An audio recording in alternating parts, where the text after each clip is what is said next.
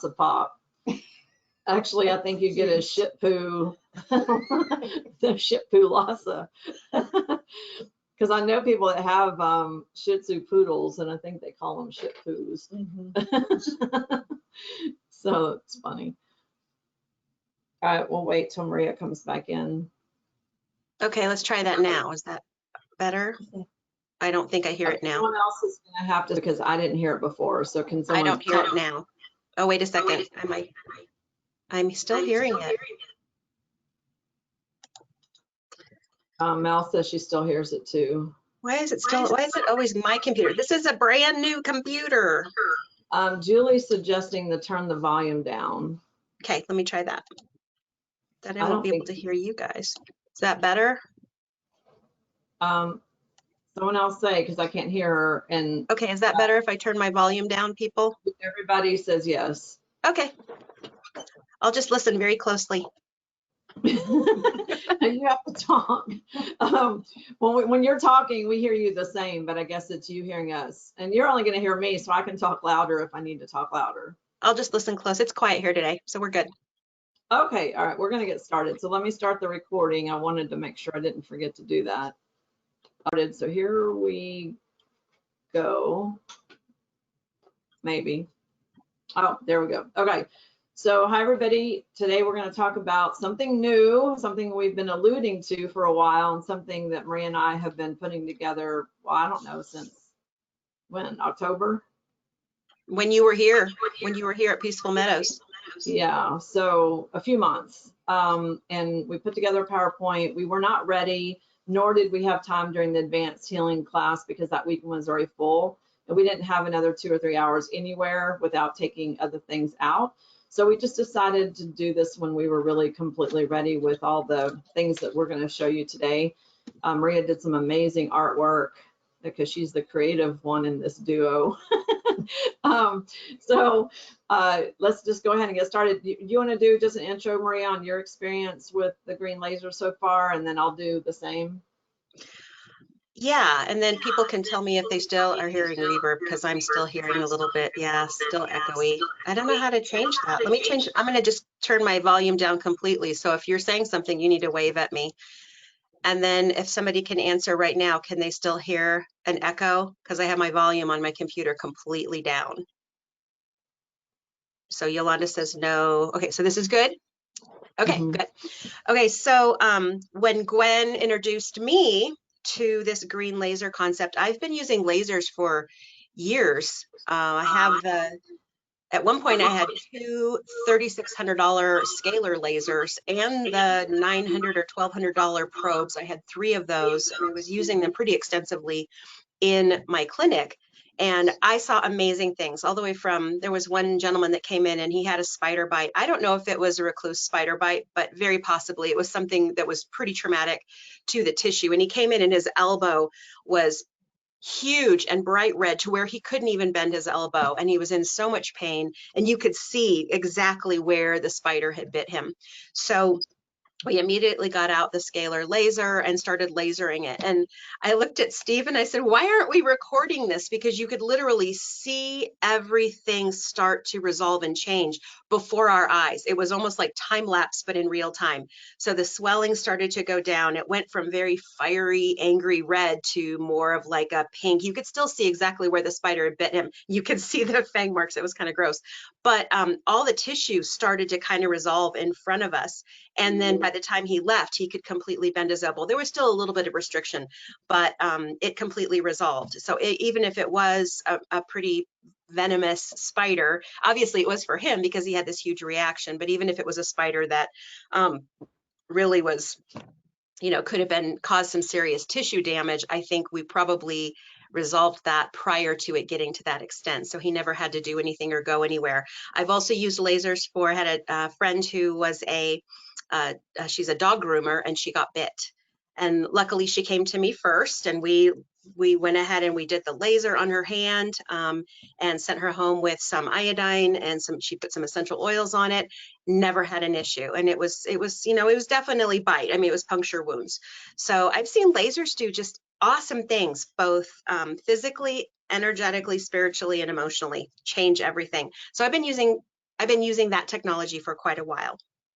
But at $3,200, $2,600 to $3,200 per laser, not cost effective at all for the average person to have one in their home.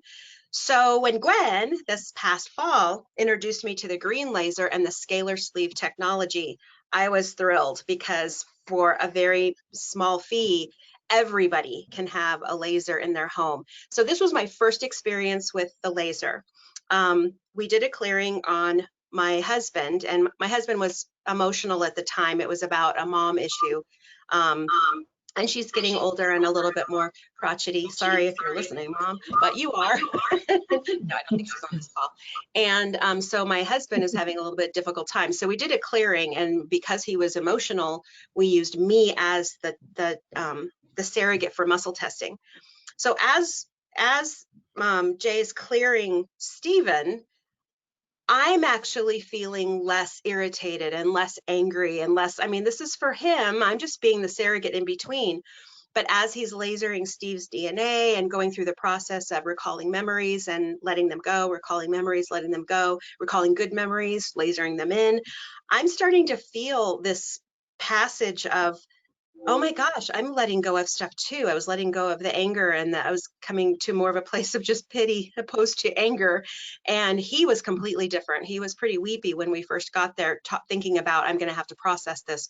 And when we left, he was really solid. So that was right before the holidays, and everything has resolved really well. So that was my first experience. My second experiences was after I had purchased this prototype sleeve that we had been talking about in the advanced workshop, and my daughter came. Well, my daughter jumped up for to catch a bouquet at a wedding a year ago, October, and she broke the 4th and 5th metatarsal in her foot. So she just jumped up for the bouquet, came down. She didn't even catch the bouquet, came down, broke her foot. And so she has hardware. She has 2 plates and 12 screws in the 4th and 5th metatarsal of her left foot. So while I was here, I said, hey, let's laser your foot. She said, will it do something for the scars? And I'm like, I don't know, but let's try. So she has a pretty nasty scar on the top of her foot. So we lasered it, and it was maybe 10 seconds, 15 seconds, 20 seconds, something like that. And then I came around here and sat behind my desk because I had some things to do. And then she was sitting over here in this chair, and she got up to come over, and she said, oh my gosh. And I said, what did it do? What did it do? Because I was all excited. And she said, I was able to take a step and roll through the pad of her foot completely without pain, because the 4th metatarsal was broken in 7 pieces. So that was the impact of her jumping up and coming down. And so that metatarsal and toe has always been a little bit irritated for her. So Yolanda's saying that the reverb started again. So I don't know how to stop that. Sorry, guys. Hopefully it's not too bad. But anyway, she came around to the back here of my desk, and she was able to actually go up on her toes, on the ball of her foot without pain.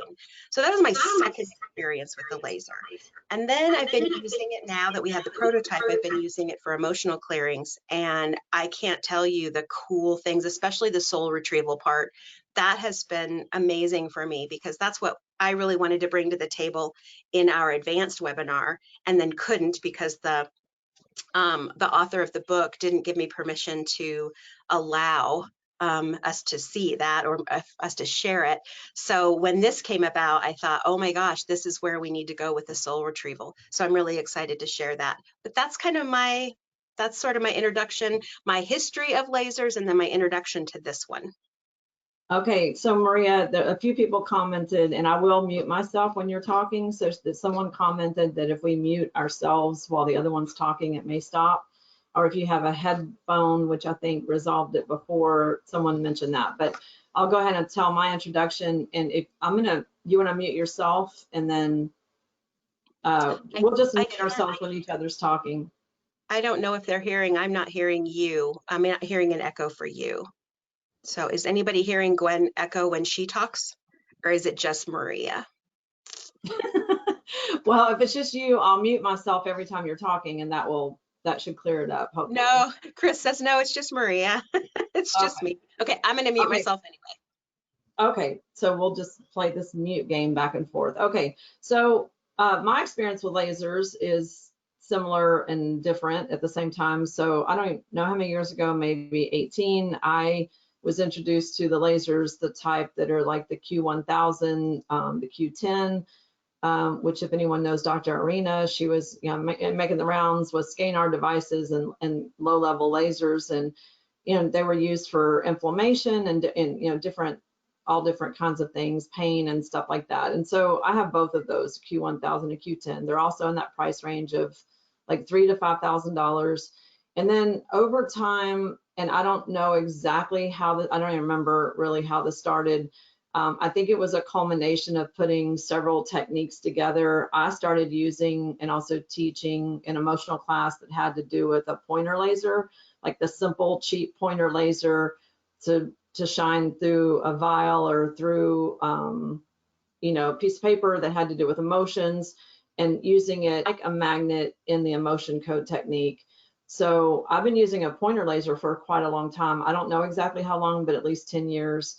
And that was a kind of a put together of, like I said, a motion code, NAET. And I think it was actually a lady named Melinda Fouché in California who runs a place that is for learning disorders that taught me that, actually. I think that's where I got that from. And I just started using it with other techniques because it was easy. So I was like kind of always into the easy part of things. And for a clearing technique, I personally thought it worked better than the magnets. So I've always used that pointer, kind of laser technology. I think that, for me, what I was drawn to with this particular laser thing, and here one is, so you know what we're talking about, is the fact that it was fast and simple. And I mean, I'm talking about really fast, compared to other techniques I know, it seemed incredibly fast. Also, in something Maria said with the spiritual clearing, like in a normal way of like spiritual, like soul theft, soul retrieval, those have not been so easy sometimes. Sometimes it means a referral to someone who might be like a shaman, or the book that Maria is referring to is Gifts for the Soul by Don Clark. And sometimes I'd have people buy the book and do the exercises, which is not fast. It's not fast at all. It's a process. And so when you get something that's fast, that works quickly, I'm always interested, because I think more people are drawn to fast and easy. I mean, I think it's almost so easy that it seems like, is that possible? Like that easy? You'll see we're going to do a remote demonstration, plus I've shared here as a live demonstration on the clearing process. But I do think one other type of, it's not really a laser, but I've also used LED technology, like the light tools, which are like the colored blue, green, red, clear, spectrum type things, which are still in my mind in the category of light, or in tools like that, but it's more of a color therapy with lights. So this isn't like, I'm just going to say, I don't think it's new. It's just the way we put together. It's just a different way of thinking about using a laser. And it's not the laser that's the big thing. This is just a laser, it's this that is the big deal. So those two together is what makes it powerful. And we're going to show different ways to use it. So Maria, do you want me to go ahead with the PowerPoint? Okay, so, all right. Do you want to talk and I'll mute? You can try that. Why don't you mute and let's see if the echo goes away. Okay, I'm trying to see where my cursor is. Okay. Okay, so I don't hear the echo anymore, so it must have been me coming through Gwen's. So, okay, and I don't see in the chat where we're at here. Okay, so this is really fun. We have put together a kit for you because we knew that just having the laser would be okay, because you can use it for different parts of your body.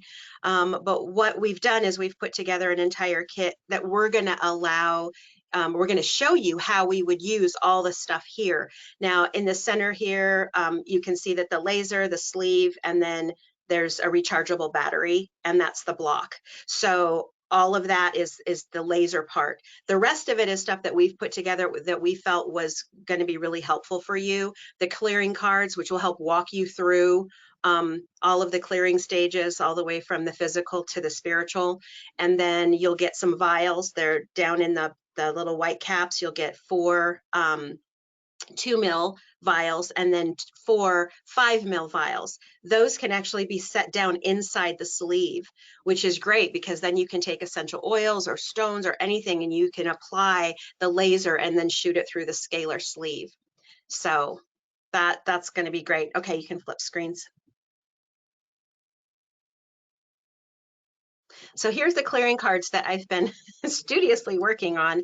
The one in the center, the soul retrieval, that was literally a download. I woke up one morning and I went, oh my gosh, I know what this needs to look like. And I have the initial sketch that came through to help change or help allow us to recognize the soul pieces that may have been fragmented or fractioned off during times of trauma, and what emotion they're holding, what emotion they need to come back, and then how to integrate them back into. So I'm really excited about that piece because that was the piece I really wanted to share at the advanced training. And so that one I'm really excited about. But what the other ones are the age clearing, going through every age and finding trauma that might be there. The ancestral clearing, clearing stuff, ties and bonds from your mom and your dad, mom and dad together, generational, down in co-workers, friends, just allowing you to have a broader perspective of how maybe your whole system has been affected by the people around you and the ancestral lineage that you came from. I also included in that top chart, says ancestral clearing, is the changing of the DNA and the quarks. Those are quarks are the smallest part of atoms. So I even put that in because if we can start really clearing out whatever might be in the smallest part of our being and change the light fraction, we might be able to spin everything out so that the body then transmutes the healing that should have been there from day one, but has been changed because of our own conditioned emotional responses or the physical stuff that we've gone through. So that's that card. Down at the bottom left, there's the physical clearing and spiritual clearing. Really, it's just another way to look at what might have happened. So there's meridian interruptions, traumatic shock, ongoing assault. You know, somebody who's got this ongoing, maybe they live with a narcissist and they've got this ongoing assault that may be changing how their body is functioning, may even cause some soul fragmentation too. And then the spiritual clearing out entities. I mean, when you use this laser, you can actually clear the space. So before I start with anybody, as far as having another session, I'm clearing the chair, I'm clearing the room, I'm changing the dynamics and the frequency within that space so that the room is just clear, and then transmissions can happen with that person. So again, we're looking at how many ways can we use this, but these are the clearing cards that I came up with to help walk you through, even if you can't muscle test or pendulum, this is going to walk you through every single step, and I'm going to show that after a little bit on how to do that. Okay, so what are we trying to do? Our goal is to locate areas of physical, emotional, and spiritual blockages or resistance, to remove the blockages or release the resistance, and to assist the client in reintegrating harmony within on whatever levels possible during that session. Gwen and I talked about this. We don't really have a chart that says, how often do you need to do this and when do you need to do it? I think everybody is so different. We've had, I've not had my daughter come back and say, hey, I need to do that laser again because now that pain is back. It just seems to have resolved. So whatever the scalar portion of that laser did, resolved the tissue, the nerves, reintegrated it, did something. And when Gwen and I were talking earlier, that's what we love about this, is you don't have to really go in depth. I know as women, we love to know the detail parts and why things are happening, and we want to know everything. But then there's times where you're just like, I don't care, just fix me. And that's usually more of a man speak. I think Gwen is more like that than, you know, she's like, just fix it and get it over with. I'm like, I want to know why, and I want to know when, and Gwen's nodding. So the nice thing about this laser is you can literally walk through at a really quick pace. So what are we trying to clear? Any emotional baggage that we are still holding on to, some of it we don't even know. Any past trauma or drama. On the clearing cards, it even shows there's a place where you have a memory of something, but you don't know who it's with or when it happened. You don't have a timeline or anything. You just know that you experienced something that was traumatic. There's a place for clearing that. Any person or place or thing that took a piece of us, known as soul theft. So we're looking at, again, soul reintegration. Anything from the past that we are still holding on to, any person from our family that is still affecting us today, maybe like grandparents or ancestral or genetic or generational memories that are coming through. Any energetic disruption that has changed or manipulated our DNA. The clearing technique testing. So we are providing the tools to use whether or not you use muscle testing or a pendulum. And I just said that, but I think it's really, I want to reiterate that this is literally, we made this for you that just doesn't have those tools or don't want to learn or haven't learned yet, you have no desire to learn, that you can walk through this. You can test a client for specific time, place, person, other category, or you can clear each individual starting with the age clearing and go all the way through, even if you don't muscle test or use a pendulum. I just want to make that so clear. This is for the layman. This is for practitioners too, but this is for the layman. So here's that first card that we were talking about. I think the big thing that we don't think about as therapists is, I mean, some people do if you're really focusing in on that, but is the conception and the gestation and the birthing experience.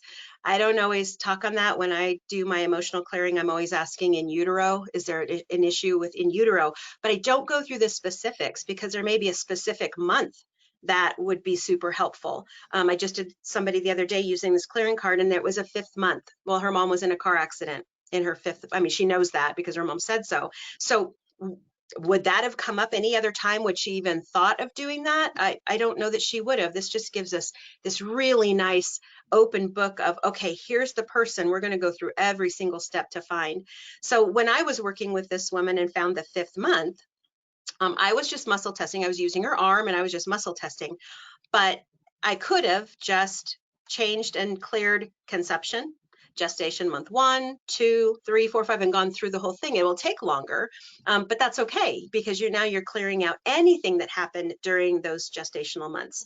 And then the birth experience. My brother was pulled out with, forceps. So, that there's birth experience and trauma in the head and the spine, maybe the brainstem. I'm not sure, but wouldn't it be nice to actually be able to go and so clear out some of those experiences, maybe that we don't even know of. It may have just been the heart rate dipped too low for an extended period of time during contractions. I mean, there's so many little things that our computer is picking up on and causing us to be in a place of not trusting and potentially in a place of harm going through the future. So the rest of this is looking at your age, 0 to 5, 6 to 10. So now if you muscle test your pendulum, you could just go through, or you're muscle testing the person, you can just go through and see if there's any age within those arenas that need to be addressed. Not that everything needs to be hashed out during that. So let's say for me at age 8, I was pushed off of a pontoon boat in my head, they could hear my head kind of bump, bump, bump all the way back. And I don't remember anything. So I have a feeling probably I was knocked out until I remember seeing the boat and somebody jumping in to get me. So trauma at age 8 could definitely be, I could have lost my life. I could have drowned. It could have been a much more a very interesting experience. I don't want to go out on the water, so I probably should go through a clearing of this and clear that out. But that's one instance of where you're walking through and you muscle test age 8, and someone might go, "Oh, yeah, that happened to me," and so good, you're clearing it. So the way you clear it is you take a Q-tip and you just have the person put their DNA. So you just have them put some spit on the Q-tip. And these cards will be all, thanks Gwen, these cards will be they're all laminated. So you can sterilize them and wipe them off after each client. But what you're gonna do is you're gonna put saliva, now you have the person's DNA, and every single circle that shows that that person needs, you'll put the Q-tip down on that, and then you'll just literally just laser over the top of it and you're clearing it. And your intent is, I'm clearing age 8 for Maria boating incident. You can go, you can elaborate as much as you want, or you can just say clearing age 8. That would be the Gwen technique, clearing age 8. and then go on and see if there's anything else in that chart that is necessary. So I have put here, if the age is at conception birth, have the client visualize that time frame.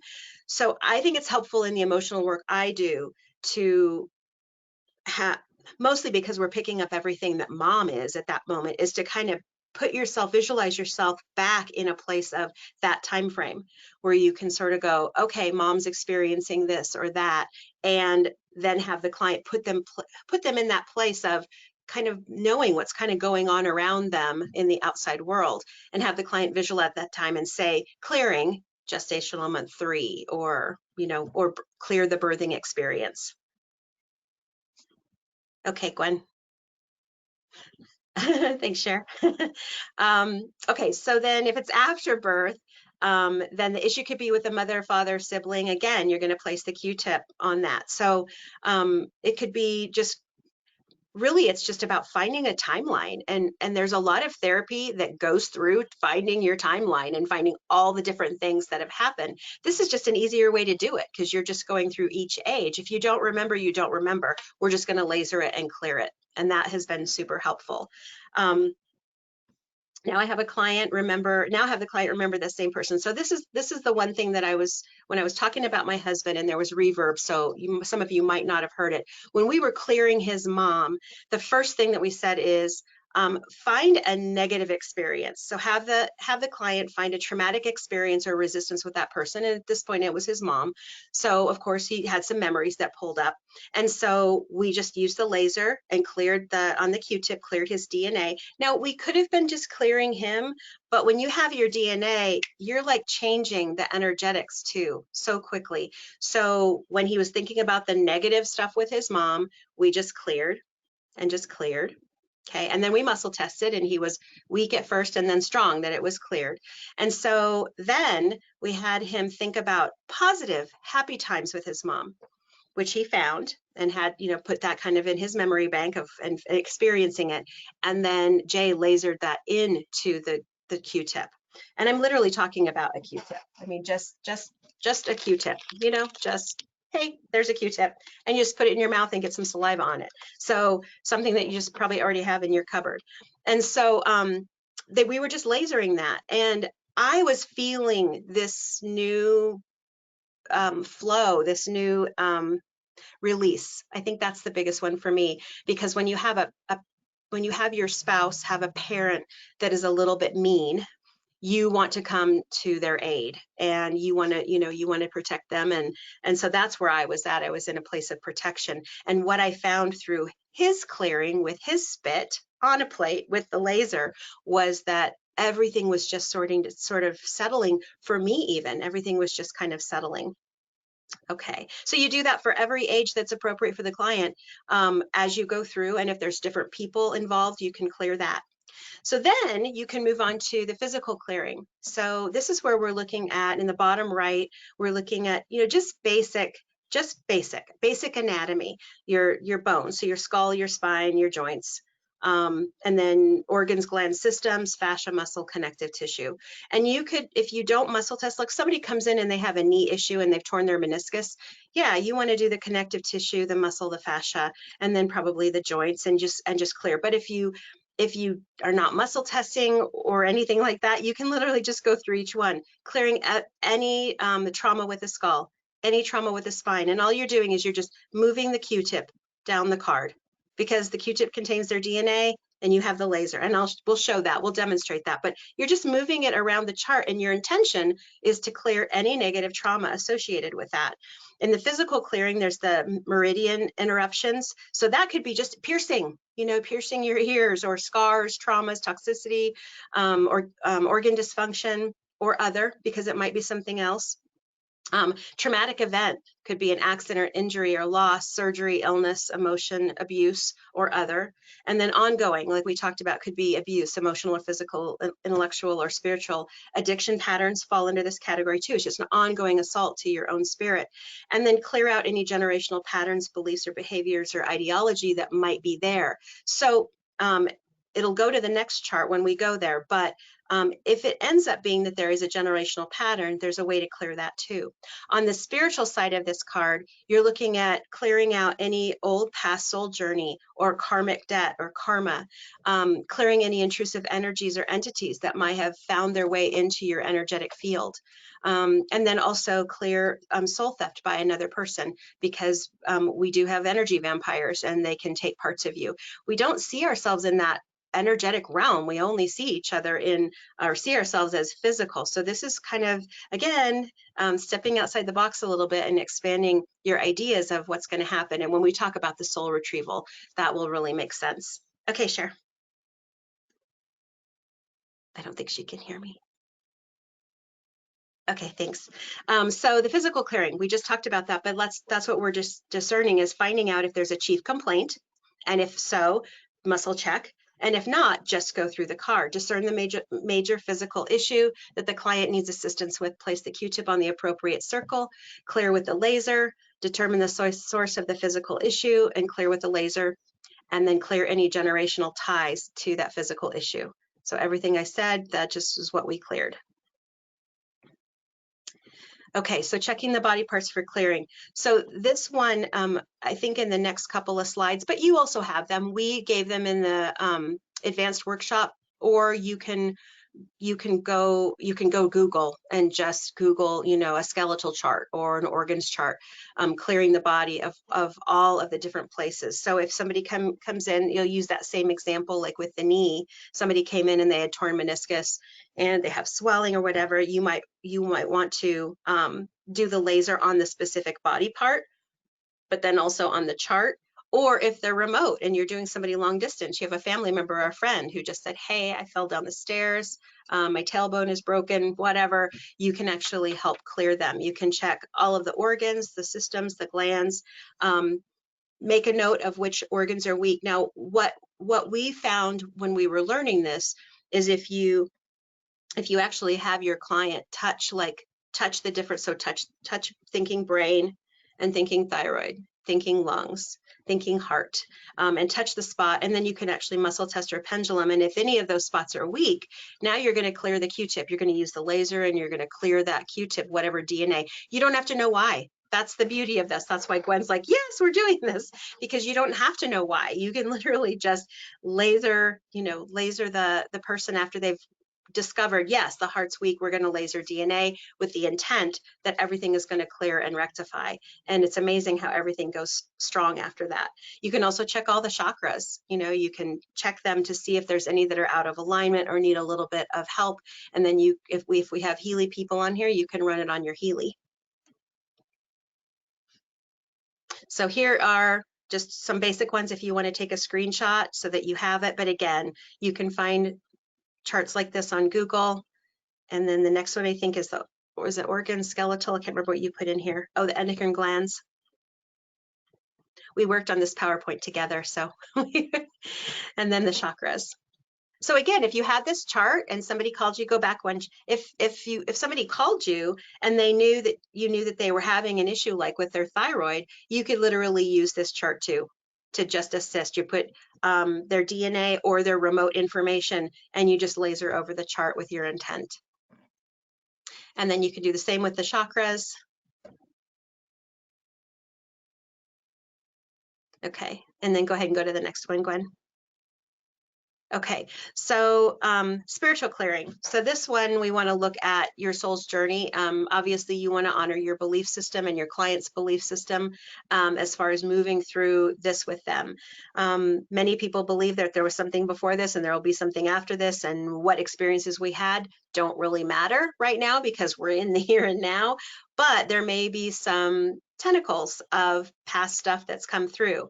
Now, some people won't want to look at it as past life. They'll want to look at it as it's generational stuff that's come through or cellular memory. And that's fine because that's part of it too, is that all of us are living through, we only have the cells that our parents were and our ancestors were. So again, we're looking for that. But you can check for karmic debt, soul theft by another. All of those are listed on the chart. and then you just place the Q-tip there and you laser it. You don't even have to know. You could just be doing a whole session on somebody and just say, I'm going to do a remote session for you, and I'm just going to go through a clearing process, and then let's talk when you're done, when I'm done, and we'll see how you feel. So here's the ancestral chart we were talking about with mother, father, and then the combined, because you are a combination. And then looking at, you know, the generational stuff. So I've worked with people now where we've gone back 8 generations on the father side. Because it was about abuse or something like that. And so this is just a way to just categorically go down through so that you don't have to remember all this. It's on the card for you. We're going to clear mom, clear dad. Now, Jay didn't have a card like this because I hadn't put them together yet. But when we were clearing my husband, when he was talking about, think about your mom and think about a negative experience with her. He had just Steve's, you know, Q-tip on a plate, and he was lasering it. But he literally could have put the Q-tip on a card like this, which is what we are intending this for, put the Q-tip there. And so the intent of the facilitator and the intent of the client is to clear mom, you know, break any bonds, clear any bonds. Same with the father, grandmother, grandfather, and then all the way down through generational. Then you can look at clearing with your kids, you know, and siblings, cousins, aunts, uncles. I don't think I missed anybody on this, but relationships with extra connections like friendships, whether they're intimate or not. If you've had a divorce or breakup with people, you might want to clear any bonds that are still hanging out there. Marriage, even, you know, an existing marriage, clearing out any old stuff that's coming in and creeping its way in, or strangers that you meet that you just go, oh my gosh, they just completely took me out. And I'm still feeling that days later. And that's happened. Sometimes somebody just hits you really hard and it's sort of a whammy upside the head. You know, get your clearing card out and start clearing it. It's a way to just kind of break the bond and say, I'm no longer associated with that energy. And then we have to look at all the miasms and the epigenetic things that come. Did I spell that right? Epigenic. I don't think I spelled that right. I'm gonna have to change that. Expressions that come through just in DNA, just in our chromosomal makeup. So again, you're clearing that, and then you're restoring the DNA helix and the methylation process. That's a huge thing for people right now, is starting to change how the body's responding to all of the nutrients coming in. And then the protons and neutrons are the quarks. That's that small, really piece of the atom, but what makes up the atom. So you can also clear anything that's hindering that from functioning, because then that will expand out to the atoms, expands out to our tissue. And then I put the DNA strand in here because I think it's so important that, I mean, we're losing telomeres every day. Everything is shortening. We're aging faster than we used to because everything is just so toxic. So I think anything that we can do to start the process of redirecting how our DNA and how our chromosomes are functioning and have all the components there. Maria, I want to add one thing because we've mentioned this, but some people on the call may not know what a miasm is. And there's different definitions of miasms. I'm going to give you my definition from my Hannah Kroger training, and then you might have a different. A miasm's not a word I ever heard before I took the Hannah Kroger classes, but basically it's some type of hereditary something. Now, I personally think it can be addictions. I think it can be syphilis. I think it can be TB. It can even be a curse, like energy that comes through. But let's say you had a TB miasm. You wouldn't necessarily, I mean, I have had actually people test positive of TB because they had to get a TB test for something. They have no outward symptoms of TB. They test positive for TB. And in Hannah's world, there were some signs of that. One was a gap between the front teeth. Another one was hammer toe. And there's some different things that you would think, how's that related to TB? And I don't even know how she knew some of this stuff, but a miasm is just like basically like instead of a genetic carry forward, it's almost like an informational carry forward from your ancestors. So let's say your grandfather had syphilis, then there might be sex organ challenges that might be from the syphilis miasm. And it's not something a doctor's ever going to mention. It's never going to come up.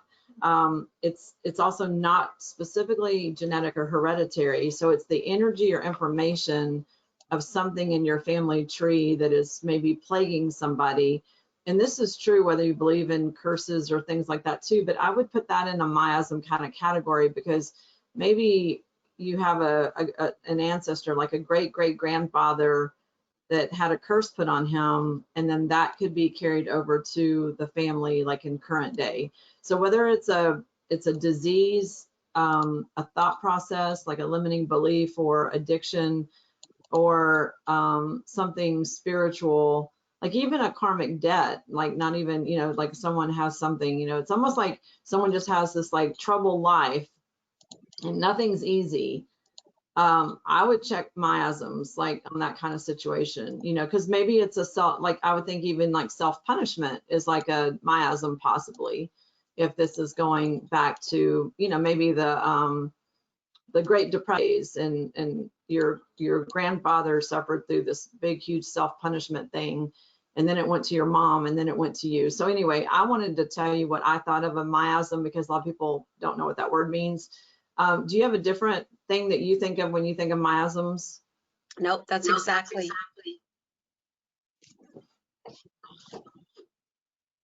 Okay, then I'll mute myself again. I'm gonna forward the Okay. slide. I just wanted to stop on that one for a second. Unless you want me to, Eddie's calm now. Do you want me to take over for a little bit and give you a break, or do you want to keep going? Up to you. Yeah, go ahead if you want to. You've got it up. Okay. I'll mute. Okay, so unless we get to one of her great illustration charts. Okay, so on ancestral clearing, you're checking for these ancestral blockages and resistance, and also testing for non-biological familial blockages and resistance. And so sometimes it's like, you know, mother, specifically father, sometimes it's the mother and father together. What I've seen doing this technique so far is that I'll test the mother and the father separately, and they're okay, but mother and father together are not okay. Like what I mean by not okay is they need to be cleared. And then mother side of the family or father side of the family. And what I think is very interesting is on the people I've done this for so far, it's almost like they know, like they're expecting it to be weak, you know, like, oh, I knew that was going to be weak, you know. So it's funny that they never have thought about this like this before, but their intuition, when you say it out loud, they're like, oh, I knew that was going to be weak. And then siblings, children, and spouse.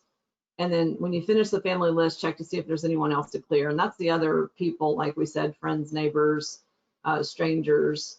I want to mention strangers too, because I've had some stories where there's been, I remember one of my clients told me that there was a boy, I call him a boy because he was probably 16, that delivered groceries to the house, and he had molested one of my clients, this boy at 16 when she was young. So that would be like a stranger. She didn't know who it was, but you know, he came in the house to deliver the groceries back in the day, and then something happened. So that would be an example of that. So Maria, I'm gonna unmute you again, or you're self-muted now. Yep. Do you want to talk about this, because that was the picture you put together, which is an awesome picture. I was just trying to show exactly what it looks like. I mean, we're going to show live demonstrations too. So, but I wanted to show you what it looks like. You know, you've got saliva on this one. Someone in the chat, what if the saliva dries? It's okay. It's the DNA. It doesn't have to be, you know, it could be somebody's hair. You know, if you had DNA like that, that would be awesome. Saliva is better because it's right now what's going on with that person. But literally, this is how it would work. I made the clearing cards so that you could put a Q-tip down and then just laser over it. And it's seconds. It's just, you're clearing it.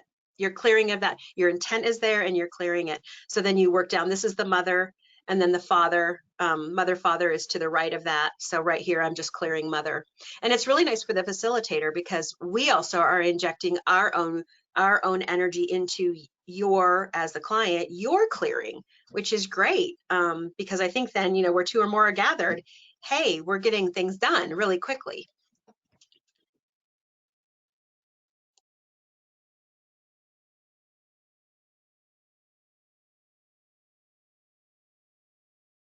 We just kind of talked about this one too. Other people to clear.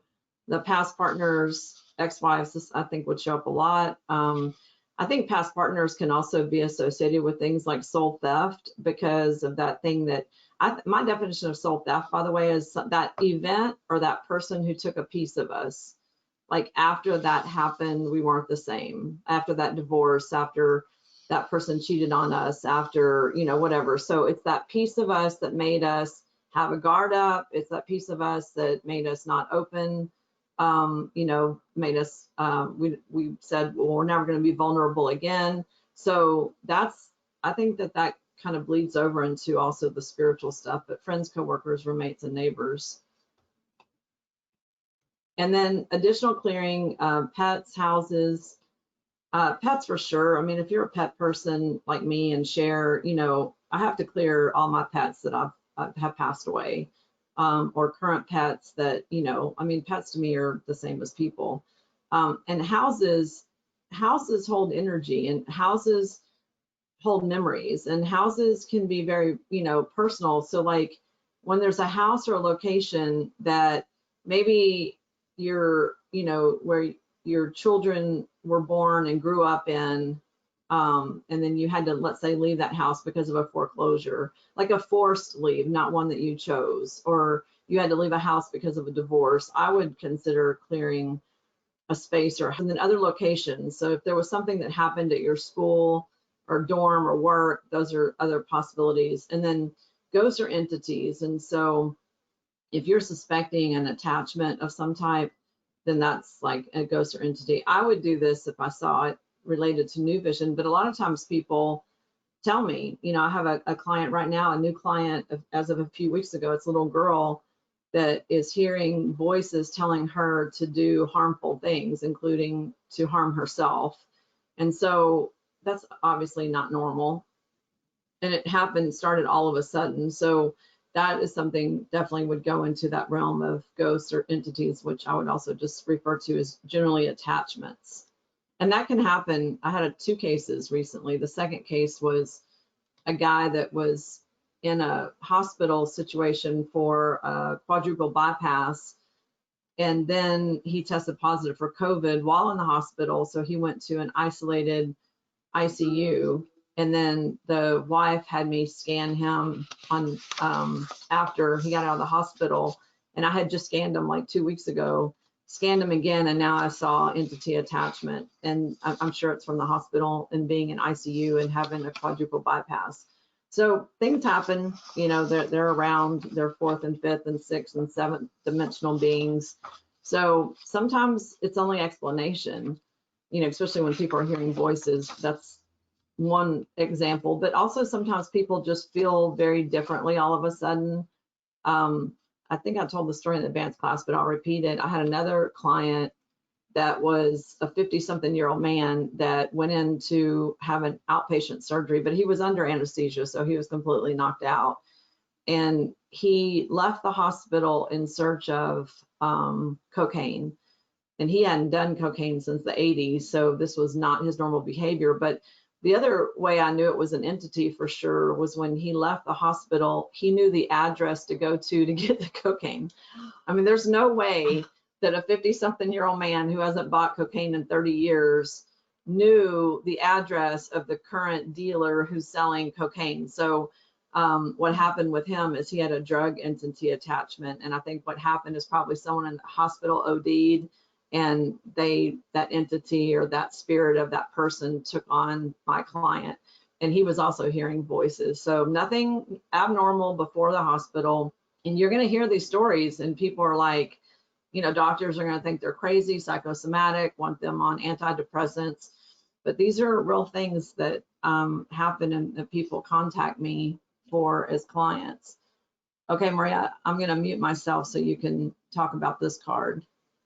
Okay, so this was kind of the download that I got, that I woke up and I kind of knew what this card was going to look like. This was the first card that I did. Everything else kind of trickled in after that. But this was the big one for me, was the soul retrieval, because I just want you to think outside the box a little bit when you're thinking about all the different aspects of this. Is what if in your world something happened to you through either illness or physical or emotional abuse or trauma, where a soul piece of you, a fragmented part, a fractioned off part of you left, and that's the part that contains the brilliance of physical healing for you now.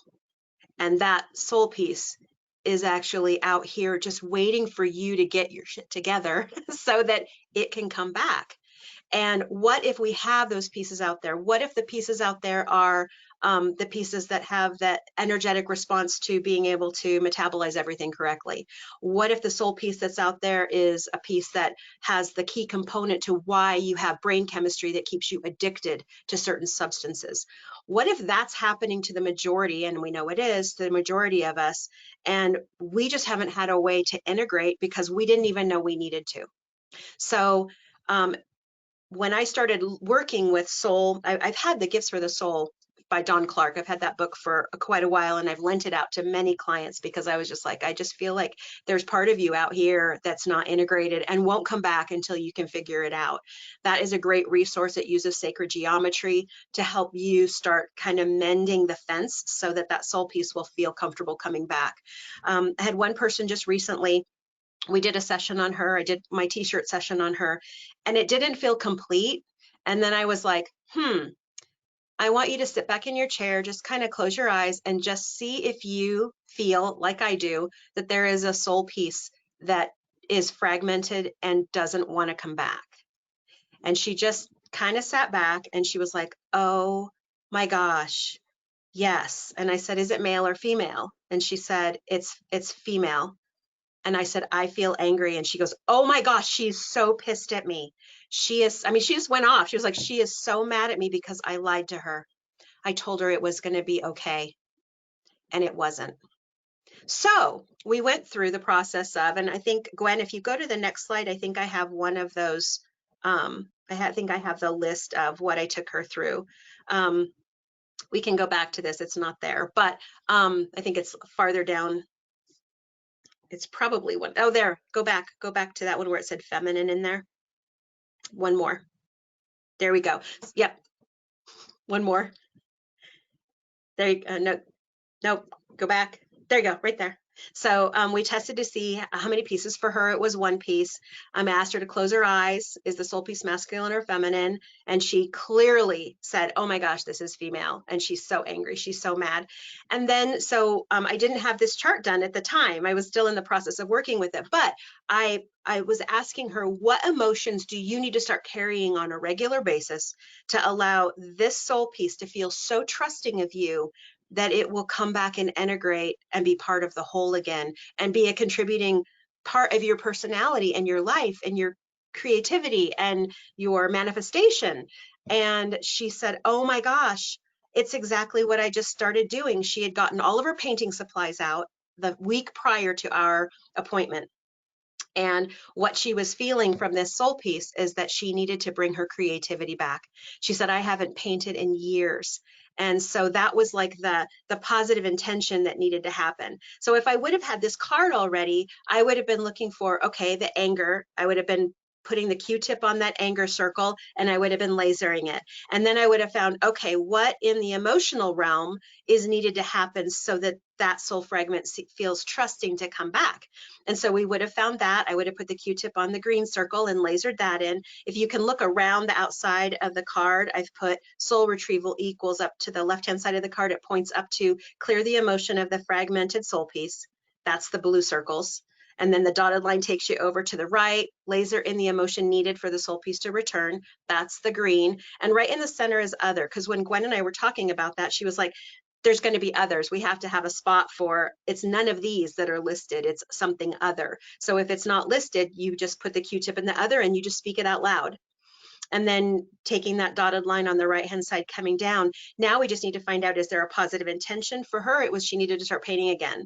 And slowly all of that will start to reintegrate. I think there's a lot of people who find missing elements in their own world that they start to bring back in, and then soul pieces finally start to drift in, and the person starts feeling like, oh my gosh, I feel so much more centered and grounded than I ever have in my life. And it was because they started taking some type of positive action that allowed soul fragments that had been fractioned off to actually start going, okay, I kind of trust what's happening here, and I can start integrating and coming back to a normal place. But I think there's so many people walking around out there with soul fragmentation, you know, us included. We're not, you know, we're not elite.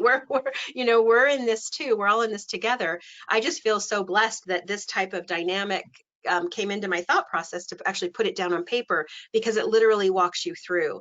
And then at the tail end, I think in one of the pictures I have is the Q-tip at trust and reintegrating trust in with that, bringing trust back so that you can actually have the unification of those soul pieces. So I worked with someone and there were 3. And they didn't want to come back. She had to do a lot of work before they'd come back. Lots of untrust in that. So she's going to have to do some work on that. And we might have to do this again, just reintegrating. But a lot of it is going to be her recognition that I need to do things different. If that soul piece that really contains my healing, the key to my finances, the key to my having great relationships, the key to not being a habitual liar anymore, the whatever that is in your world that can come back and unify you so you can be the best possible expression of what God put you here to be. So this is the piece that I'm, if you can't tell, that I'm so excited about, because I think this is a missing piece for so many people just in their everyday walk. I can't remember what slides are next. Oh, then after you're done with that, then go back and check body things again. Have people, check their heart, muscle check them, check their liver. I mean, go through all of the organs to see if everything is coming back to a place of just balance again. Maria, I want to add something right here, because this question has come up on some of the ones I've did. When you're going into these charts that Maria put together, which are so beautiful, you're not focusing on necessarily a specific body part or organ, or let me try to explain this. This is something that would be a logical question, and I get where people are, but let's say someone's having stomach issues. You're checking them first if you want to see where there's weakness, okay? But you're not then focusing on the stomach, because what happens is as you go through this clearing process of clearing everything, it's just really magical that at the end you go back to the stomach and it's fine.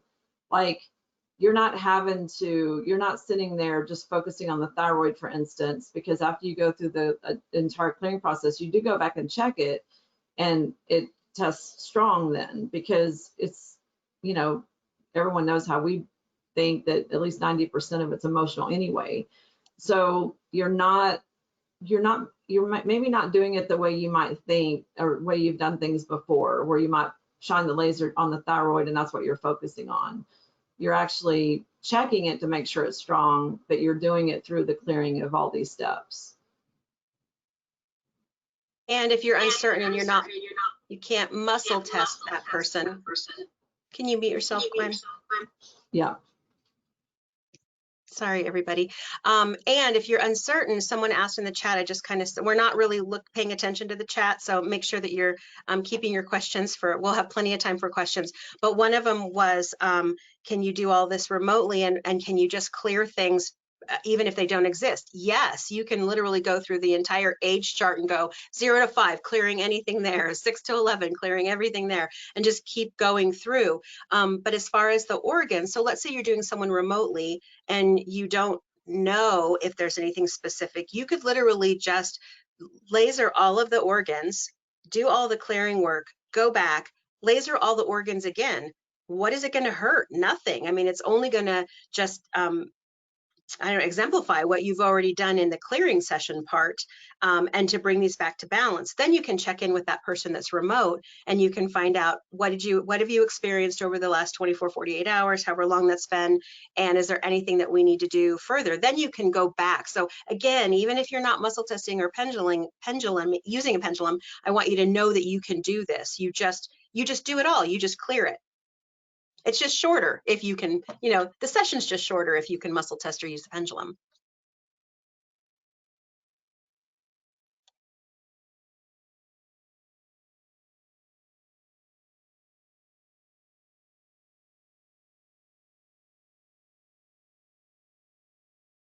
Okay, so this is the remote session. Oh, sorry, So Maria, what I'm gonna do is I'm gonna turn my camera off, I think, so it's only you on the screen. And just for people that don't know how to navigate the video of us talking to where it's full screen, because this came up on the workshops before, you can make that, either there's like a little double arrow that makes us bigger, or there's a, up at the top of your video, you can have like there's an X, a minus, and then a full screen. So I'm gonna turn my camera off so that only Maria is on, so you get her more of a bigger picture. And then Maria, you'll be showing just you, and we don't, well, I guess the PowerPoint will be in the background, but yeah, are you gonna move to the other camera? Yeah, I'm working on getting to the new one. Okay. Okay, I'm gonna minimize this for a second because I want to be able to see you too.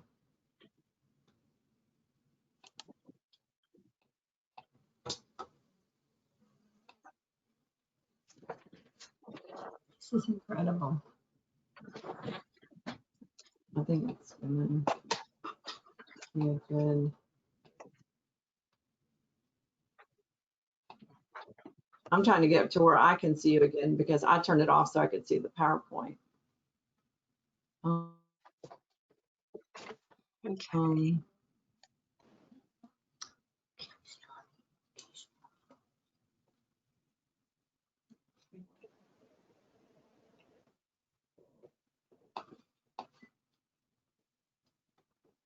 Well, Maria, I can't even see you, so let me figure out what I can do different. Because other people might be having the same issue. Do you have your camera on right now? I do. I have it just like we did before. Huh.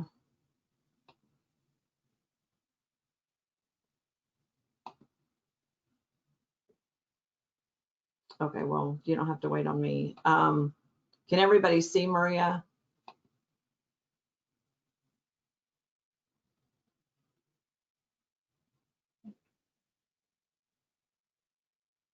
Okay, people, someone can see you and someone, so yeah, there's a way to get to the tab that has the video in case you close the video where we're talking. Oh, I almost had it.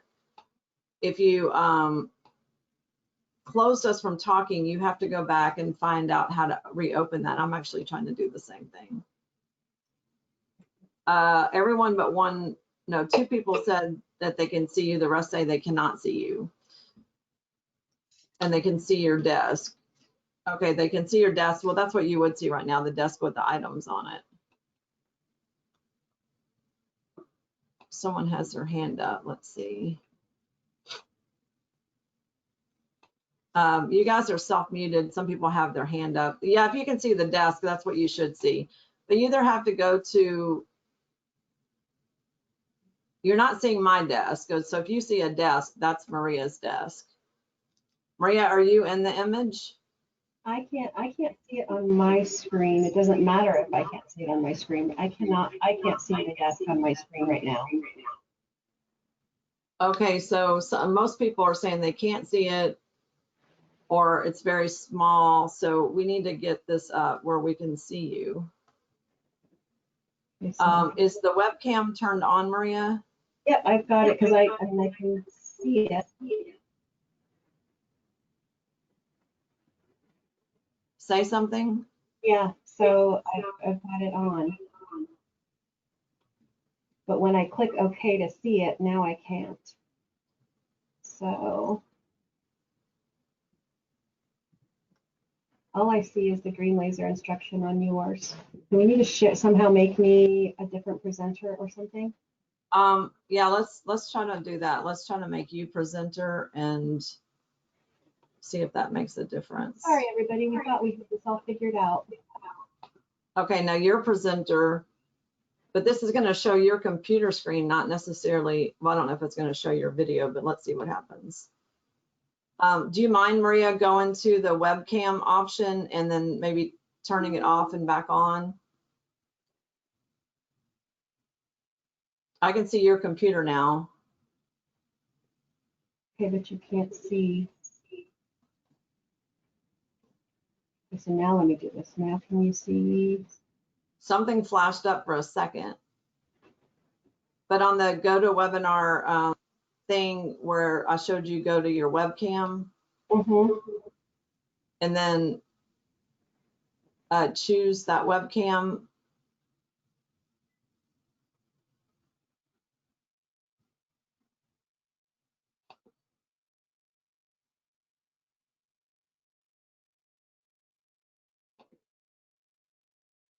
It's like it's trying. I see something flashing up.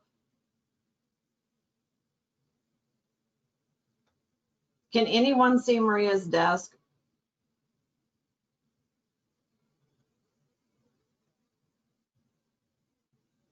Okay, now people can see. Well, some say they can, some say they can't, so I'm not sure.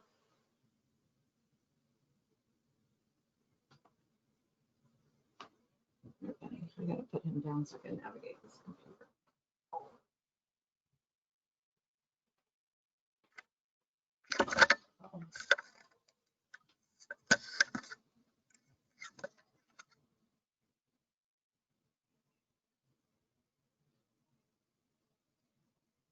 Okay.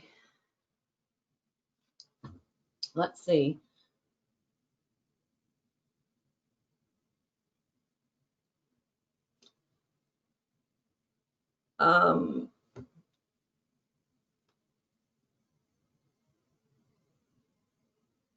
Do you want to try to go out and come back in?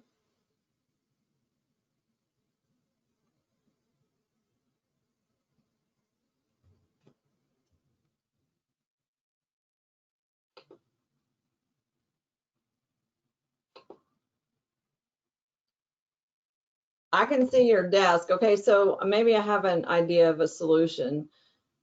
At the top bar, well, at least on mine, I don't know about you guys, there's a thing that says webcams. And if you do the drop down, it says show all webcams. And I can see Maria's screen now. And there's a desk. It's not my desk, it's her desk with one of the charts.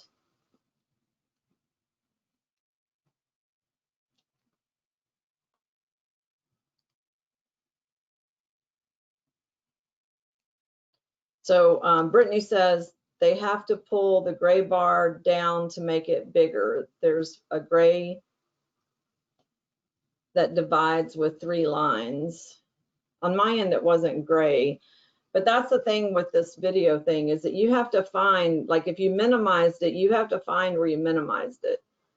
Like I can see her screen, but you either have to go to where there's webcams, or you have to pull the bar down, or you have to find something that you minimized and it's up at the top of the screen. And if you click on webcams and show all webcams,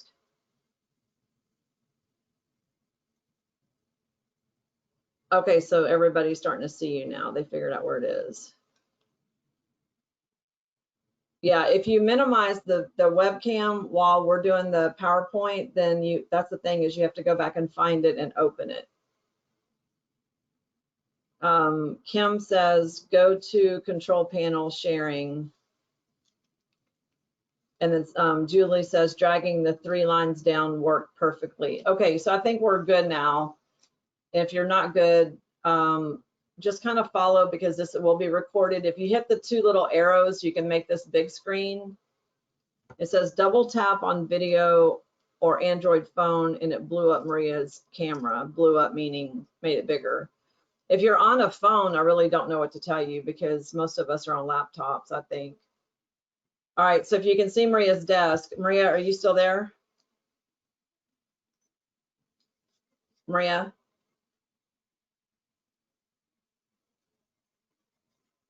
Maria?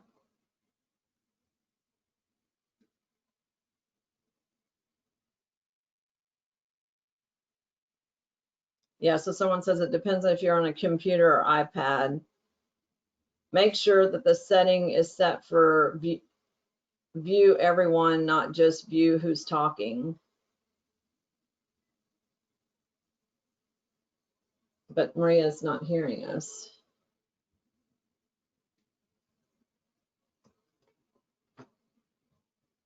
Uh-oh, she just closed it. Hold on 1 second.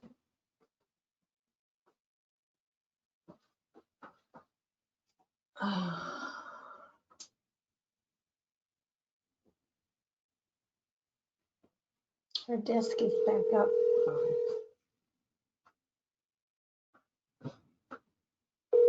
For whatever reason. We can see your desk, we can't hear you. We just can't hear me. And you're not muted. Well, now you're muted on GoToWebinar, but now you're not muted. I'm just trying to go back and forth and try to find out why it won't let me share. We can see your desk. Hear me now? No. Do you want to? I'm gonna go out and come back in. Okay. Maria's going to get out and come back in because whenever she uses this as external camera, sometimes it acts flaky. But now most of you know how to get to that video.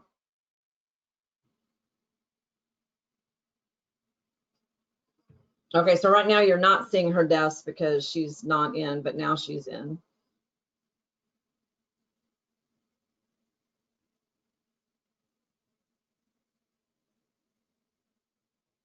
She didn't have audio yet, though.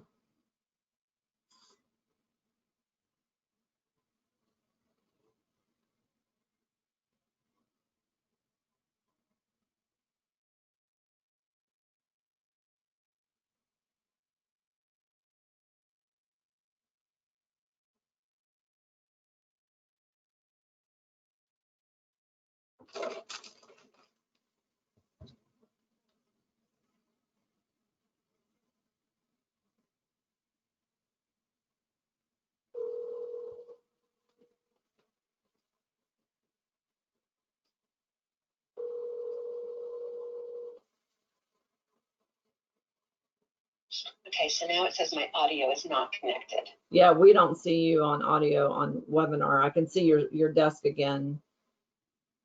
I just don't get it. Okay, tell me what I should do to, let me just back out again and try to come in again? Maybe, but last time what you did is you came in without this thing hooked up and you went back and chose this camera. So maybe do that. This one. There you go. Now we see you. So now, no, you don't, because when it came back in, did you click the computer audio when you came back in to go to webinar? Because you actually have to choose the audio you want to connect to. So use the little audio thing. And then I don't even have one. I don't even have an icon for audio.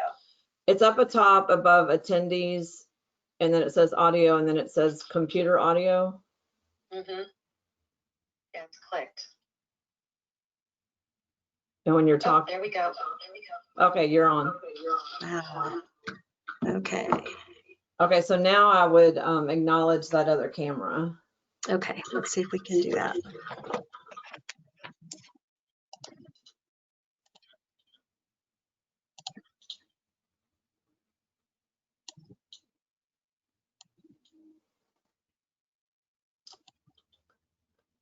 Now talk.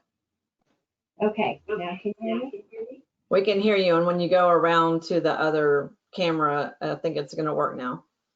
Okay, awesome. I'm making it bigger on my screen so I can see too. Okay.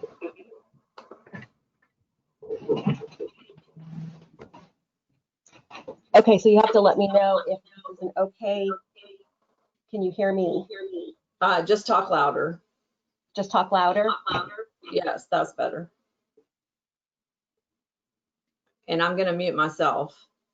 Okay. Yeah, because I was Just still hearing talk. some reverb. Yeah, well, no, it's because I'm not muted yet. So just talk louder though when you talk. Okay, I will talk loud like I have a room full of people. Okay, so there were some questions in the chat about if you can do this remotely, the whole thing. Yes, you can do the whole thing remotely. There were questions about whether or not you could do, if you weren't muscle testing, could you possibly just do a clearing on every single thing? And so we talked a little bit about that, but I'm gonna kind of walk you through and show you what I typically do. Okay, so in my clearings, because I haven't had these very long, I've done other things to allow this to happen. So I've muscle tested ages. I've gone through, is it in utero? Is it ages 0 to 5, 5 to 10, and I've done that. So I sort of recreated that in this first clearing chart, the age clearing chart, and this is where you would want to start. You would want to start with that in particular. So if you were doing yourself, you would go ahead and just put your saliva on your Q-tip. And then if you don't muscle test, you're literally going to go through every single, I'll get my laser here. You're going to put your DNA in every single circle, and you're just going to clear it. And you're thinking in your head, clear conception, whatever was going on at the time, whether my mom was wanting to be pregnant or not, whether my parents were in a good standing with one another or not, whether my mother's body had the right nutrition to support me, no matter what that is. That's kind of what you're looking at with conception, because that's a super important time. The other part of this, as you go through the soul piece, is, did I really want to come? And once I embedded, did I go, oh my gosh, why am I doing that? So again, you're just clearing. And then if you're not muscle testing, you're just going to go through each one. Month 1 of gestation, month 2 of gestation, month 3 of gestation, month 4 of gestation, month 5 of gestation. You're going to go through the whole thing. If you're muscle testing, you might find that on the 5th month, which I did with this person, and her mom was in a car accident. So we went right to month 5 because that was the traumatic spot. And then she didn't have anything else along that. But like I was talking about earlier with my brother, he had forceps, so who knows what's going on with him. So if I did a clearing on him, I would certainly want to do the birth experience on him. And literally, it's just a couple of seconds. That's all you're doing, is you're changing the DNA with intention. And then you're going through 0 to 5, 6 to 10, all the way through. If you don't muscle test, don't pendulum, you're going to do the whole thing, whether this is for you or somebody else's DNA, somebody else's hair, whatever you're using. Now, what you're thinking to yourself is, but if I'm remote, if I'm doing this remotely, I don't have any hair, I don't have any DNA. Okay, so I have a little baggie here. I have a little baggie. This could be a little piece of paper. This could be a little transparency sheet. This could be anything. And I've written down the name and the birthday, so the date of birth and the place of birth. That is the identifying marker for this person. And it's the name they go by now, because there is no one else in this planet that goes by this particular name and was born at this place on this day. This is the only person. That is her blueprint. So if I can muscle check, I might go through and take her information. I might muscle check, okay, well, she's got gestation month 4. So I'll just put her information over the top of that. And then literally my intent is to clear month 4 of gestation. That's all I'm doing. And then if I don't have muscle testing and pendulum capability, I'm literally starting at conception. Clear anything and all related to conception. Month 1, 2, 3, 4, 5, 6, 7, 8, 9, plus whatever gestation time there was, and just clearing it for them. Clearing birth. Now you can put a little bit more thought into this. I'm doing this quickly just for, my intention isn't here because I'm just showing you, but you can spend more time so that you as the facilitator are putting your own healing expertise into this, and you're putting that together for them. Then you can actually muscle check. If you're not muscle checking or pendulum, you're going to start here, age 0 to 5. Don't know what's happening in that person's world. If I do, then I'm clearing that for them because I'm putting the emotional intent there as well. 6 to 10, 11 to 15, 16 to 20. Now, it's really interesting because some people might say, well, you're not really doing anything, but I'm going to tell you right now, me doing this for this person, I'm actually feeling it. I'm like feeling it in my solar plexus all the way down to my root chakra. So I know I'm on board with her and helping her, even though my intent isn't there right now to find specifics. I'm just clearing those ages, and I'm literally feeling it for me using this laser. So that's how powerful this is. It's just amazing how powerful. Now this person is in her 70s. So I'm just going to clear all these ages, and I'm looking at the ages the laser shining through, okay? And then I'm sure there's specific events with people, places, things that she doesn't remember the time or the person involved. There's even one here that there's a taste, smell, and a visual touch. I'm going to give you an example of that. When I think of vanilla wafer cookies, I immediately go back to Bonias Elementary School in Tucson, Arizona, where we would have vanilla wafers and bananas for a snack. Now, when I see or smell vanilla wafers, I'm there. I'm right there. But for some people, they may have a memory like that, but they can't associate it with anything. And not a memory, but a sense, a smell or an odor or a sight, a pick color spectrum or something that just brings them to a place of either not feeling well or just having a different sensation in their system. So if that happens to them, you're just clearing whatever that is. We don't even need to know. You're just clearing whatever that is. Okay, so that's on that first age chart. The other Maria, thing, yeah. Before you go on, I want to just say two things.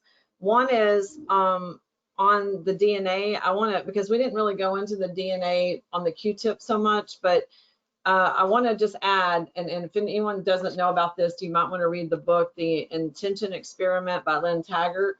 Your DNA is there's a holographic field around certain things of you, like a photograph, your saliva, your hair. It creates a holographic representation of you.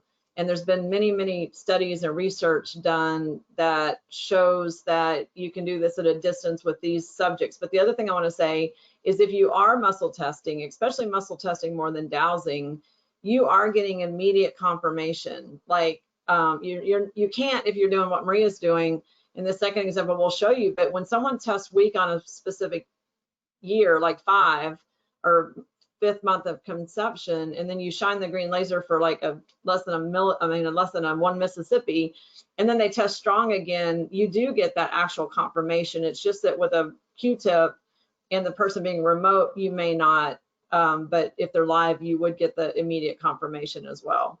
And you do. I mean, that's exactly it. You get immediate confirmation with that muscle testing. That is so true. Okay, so is there anything you wanted to add more, Gwen, on that? I don't think so. Okay. No, I just wanted to say it so I didn't forget before we got to another slide. Another card. Okay, sounds good.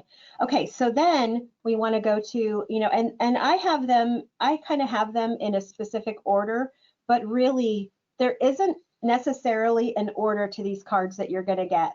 It literally is that this is kind of the progression that we started using, which is to go from the age and then to the physical, and then go into the ancestral and memories, and then how when we learned it, there wasn't even soul retrieval, so that's brand new, but we've used it now and it works. So for this particular individual, I did muscle check earlier, and she needs some stuff with her lungs. I can move from this particular chart now over to the physical. And so now down here is where you have all of your stuff. I know that lungs are an issue for her. Now in the advanced workshop, I showed that I just took a picture off of Google that had all of the organs, and then I took that on a zip drive to Office Depot and made a transparency. What I like about this is now I have the availability to put this chart down, and I've got her DNA. I'm just going to do her DNA over, or her identifier markers over everything, but then I'm going to go ahead and I'm going to do lungs. And I'm just clearing lungs in that. I'm just thinking about physical, I'm thinking about breath of life, I'm thinking about clearing out any matter, clearing out, she's a hairdresser, so lots of chemicals, so I'm clearing out that for her. I'm clearing out the emotion that's related with lungs. Again, all of this is available online. This isn't anything hidden. It's all there. You just got to know where to look for it. Lungs can represent long-standing grief. And I know that's, part of her history. Okay, so that's one way that you can use the organs. Okay, and so on this one, then I'm just going to go, I'm not sure, I could muscle check, but I'm not sure. So I'm just going to look for any meridian interruptions, and I'm just going to let that be resolved. Whatever energetic meridian issues are there, I'm going to go through any reason why. I don't know any, but I'm just going to clear it for her. And then I'm going to go down to this circle, which is at the bottom here, that is representing anything that's coming through generational patterns, any beliefs or anything that would keep that meridian from not working. Now, I know on the Healy, this particular person, heart meridian shows up a lot.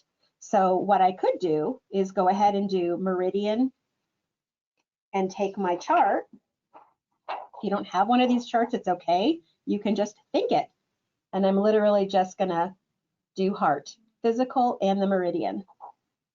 So again, this is like Gwen's cryptography because she's like in for fast stuff, and that's how fast this is. This is literally what I'm just clearing for her right now. Traumatic event. I know she's had some. We've all had some. I don't know all the reasonings. Now, if I wanted to, I could call her and say, hey, this is what we're doing right now. What kind of trauma have you had? She might tell me that she, almost, was cut her arm off or something. I don't know. Everybody has something different. Traumatic events. Ongoing assault. Well, I know that she's had chemical ongoing assault because she was in the hair business doing hair forever. So I know that that's an issue. And again, I'm going to go down here and clear out any generational patterns, beliefs, ideology that would have kept that within her presence. Then I'm going to go over here to the spiritual clearing. Okay, so soul journey. I don't know. I'm just going to clear it for her. Okay, if I'm muscle testing somebody on site and they tell me, yeah, I have this issue and I have no clue where it came from, and it's probably something from a previous experience, then we're using their DNA and we can muscle test before and after to make sure that we've cleared it.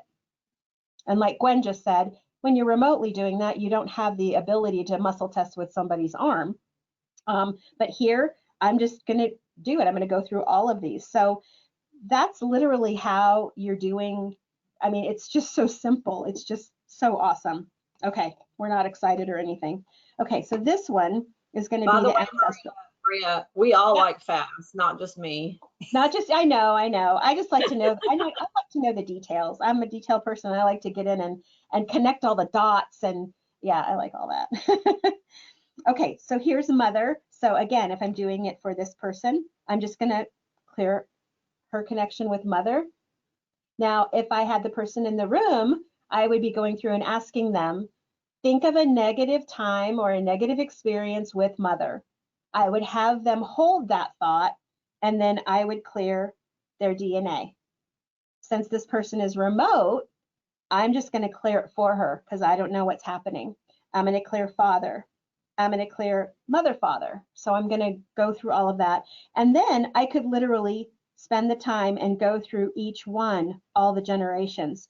If the person is present, obviously you can just muscle test 5 generations back on my father's side. So obviously there's a history, a generational sin, there's something coming forward that is keeping that energy monument in that person's life. And then children, siblings, cousins, aunts, uncles, and then coming down here, clearing any old friendships or new friendships or friendships you've had forever, but you just want to clear out any toxicity, any dysfunction in that relationship, intimate partners, marriage, divorce, stranger. I probably should have put an other there because I'm sure there's another. And then here's what Gwen was talking about, and we were talking about, was the deactivation of any abnormalities that have literally come through the DNA chain or energetically from a physical standpoint, affecting our chromosomes and our DNA.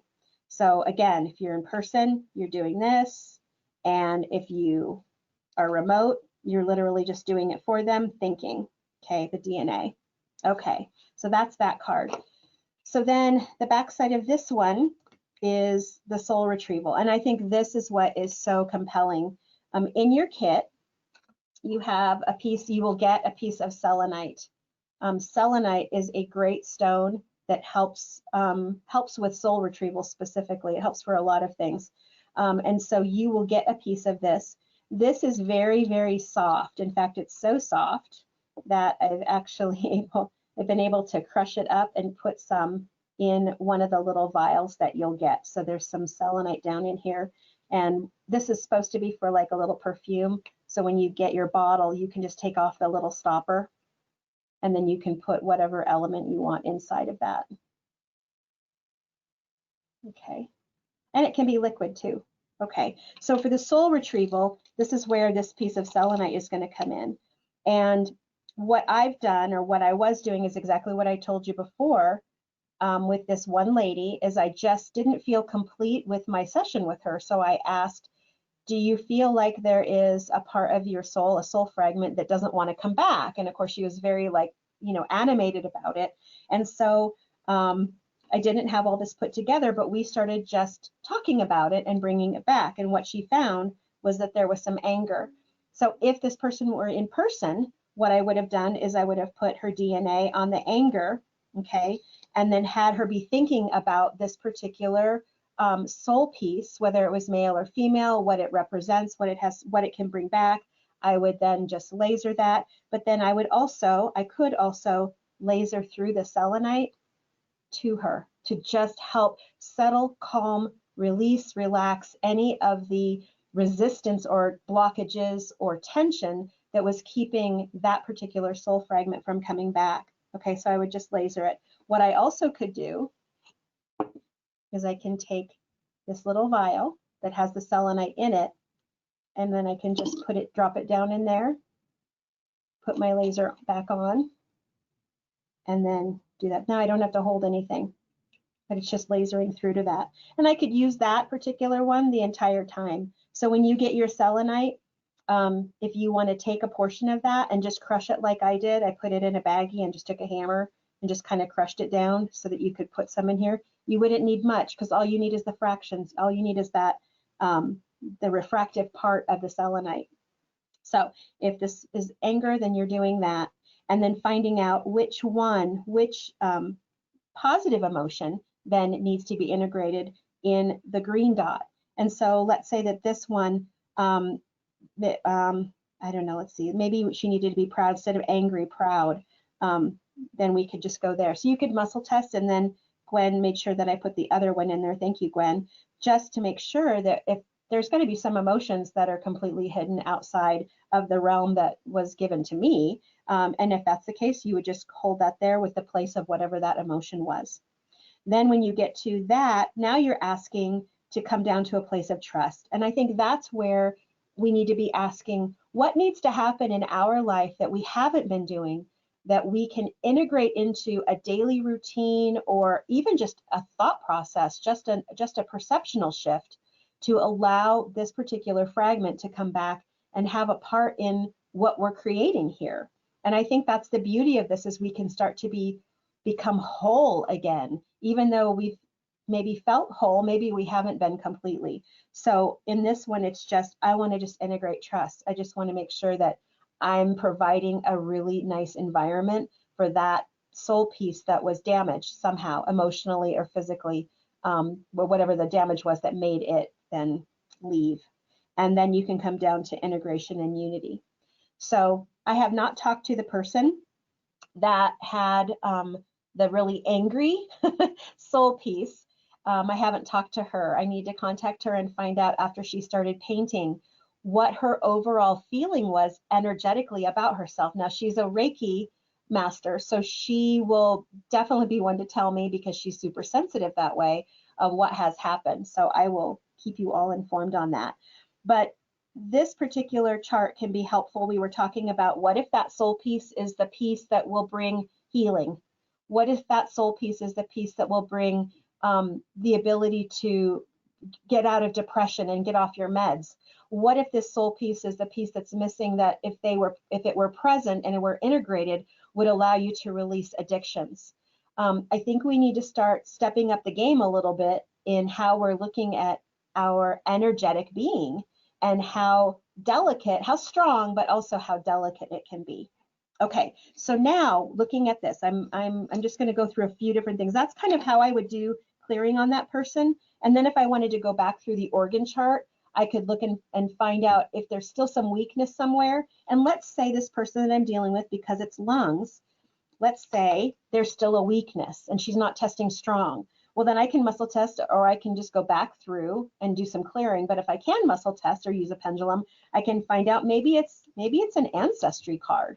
You know, maybe I need to find out, okay, related to lungs, is this a mom issue or is this a dad issue? And then start going down the lineage. And then what I could do is take my lungs, and let's say that it's great grandma. Let's say great grandma died of pneumonia or something like that. Now I'm just going to clear that for the generations moving forward. Okay, I do still have that selenite in here. I can take that out. Okay, so that's kind of how you would go about doing a clearing. There isn't an exact way. There just isn't. You're going to find your own rhythm and your own pattern, your own way of doing something. I don't want you to think that this is the only way you can do it. That's why I didn't number the cards. Now, for some people, that's going to be really irritating that I didn't number the cards. But in the instructions that you'll get, it'll literally go through the age and then the physical and the spiritual. And then it will go to ancestral and DNA and then soul. So that's how the instructions are laid out on how to do it. But I want you to know that even if you had one card, you can do so much. These are the most important ones right here, is clearing the age and clearing ancestry. Some of the other stuff will come if you've done that. Okay, somebody asked, I've already purchased the laser portion. Am I going to get the cards? Yes, we are going to basically give you the rest of the kit that you should have gotten. So don't worry about that. That will just be an extension of what we're offering you because you already purchased the laser before we had all this put together. Okay, so the kit. I want to, let me add something real quick on something you I want to interject that I personally think that depression and anxiety can also be a miasm. And also, I think that what's tricky about depression and anxiety, especially when it's in a family, is that when someone's grown up with like a manic father or a depressed mother who had a depressed mother who had a depressed mother, it's almost like when you've been abused or you've not done very good in relationships and you don't want to know what normal is. You know, like it's kind of a weird thing because sometimes people don't even know it's depression, you know, that they are, when they're raised in a household that had depression or other mental disorders, what's your basis for normal? You know, was it every day was not normal, but some days were worse than others. And so I think I just want to say that I would also like put that into the miasm category. And I'm also going to say that I don't want people to get stuck on the instructions, because you're going to see when I do the clearing on share, I do it quite differently. Well, not quite differently. I just didn't have the cards because that's literally something that got finished this week. And for the people, there's only like 10 people that have the laser already, and Marie and I had already talked about getting the cards to you guys. But I didn't have cards, so I was doing it in my head. So you're going to see two different ways to do the clearing. But what we really want you to do, which comes up in a later slide we'll get to, is think outside the box. You know, incorporate this into maybe how you do clearing with other techniques like emotion code or NAET or NET or, you know, all these different things, because we'll show you some examples. I will when Maria gets finished of you can use the laser with literally other vials that you might have used in different ways. I just think it's faster. Totally okay, agree. Maria. Yeah, we don't want you to get hung up on, like Gwen said, don't get hung up on the instructions, but if you're a person that needs step by step, they will at least be there. But for the majority of people on this call, you're already doing something in realm of Healy or whatever. You could even pick what the Healy shows up and what you get on a resonance scan, and then find where you could clear your DNA with it along with running the Healy. So again, there's so many facets to this. That's why we were so excited to have it come to fruition, because there's so many ways to use it. It's just another really great tool. What I do want to show you, and what Gwen just talked about, she's going to talk about some of the other vials, but you're going to be getting, you know, 4 of the 2 mils and 4 of the 5 mils. Now, you could, I can't put a whole essential oil in this casing, but I can put the essential oil in here, and then I can laser it and I can carry it, or I can put this down in here. I would take the metal cap off, but I could put that in there and I could laser it through there. Gwen has some better vials, doesn't have a metal cap on it that completely kind of blocks out the laser. But I want you to be thinking of things that you could put in here. You could even decide to put in, I mean, this is just from Michael's. I just wanted to pull this out and show you this. This is just rose quartz from Michael's, just in their little gem section for you to make necklaces. This is just rose quartz. You could take off some of this and you could put it you know, in your little container. Then as you're going through and you've got your DNA on meridian or whatever, you could literally just do, you know, you could laser in your gem. So again, what Gwen said, there's slides coming up, but we want you to think outside the box. So let's say you've got somebody who is depressed, let's say that, and that heart meridian showed up, like this gal that I was working for.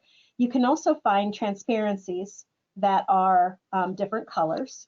So even though this is green laser, I can actually change it and do even more green for heart chakra.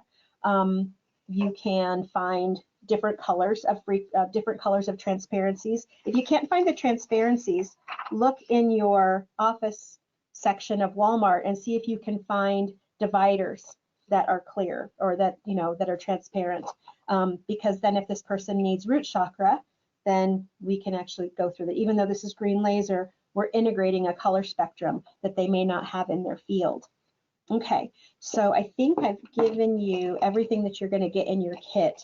I wanted to show this really quick because we might forget, is your kit will come with, the laser comes with a key. So when your laser is in your bag, you can turn the laser off. So if it's on and I turn it, it'll, oops, I don't know if I have it screwed in right. See, then I can't turn the laser on. It won't turn on. So now when it's in my case, then it won't sit there and run the battery down. And so your keys will come with your laser. Okay. Hopefully, I know I went through that a little fast, but hopefully this has shown you just using the cards, use them in any way you want to. If you have DNA, great. If you don't, just write, you know, write it on a little baggie, clear baggie, write their name and their birth date and their birthplace, and then you can go through all of that. Okay, do you think I missed anything, Gwen, or is that good? I think that's perfect. I'm going to show some other ideas and then we're going to do a live clearing and just to show you some differences and incorporate muscle testing in for those people that, and I have a pendulum here, so I'm going to do a little bit of dowsing and using muscle testing. And so it does give you that immediate confirmation though. This is usually kind of blows people away, but what Maria and I were talking about, why the remote is going to be probably what you're going to use more, is that in a week, I might only have 1 or 2 live clients at this point. I'm having 90+% of my appointments over the phone.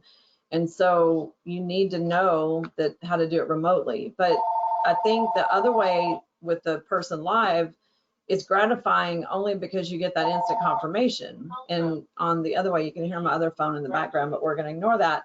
But doing it that way, you're just doing it blind, but I would not underestimate it. And I would talk to your person, like they're on the phone with you, or I would talk to them before, you know, how they're feeling, after, you know, how they're feeling. If they're having a specific issue, you know, talk to them about that.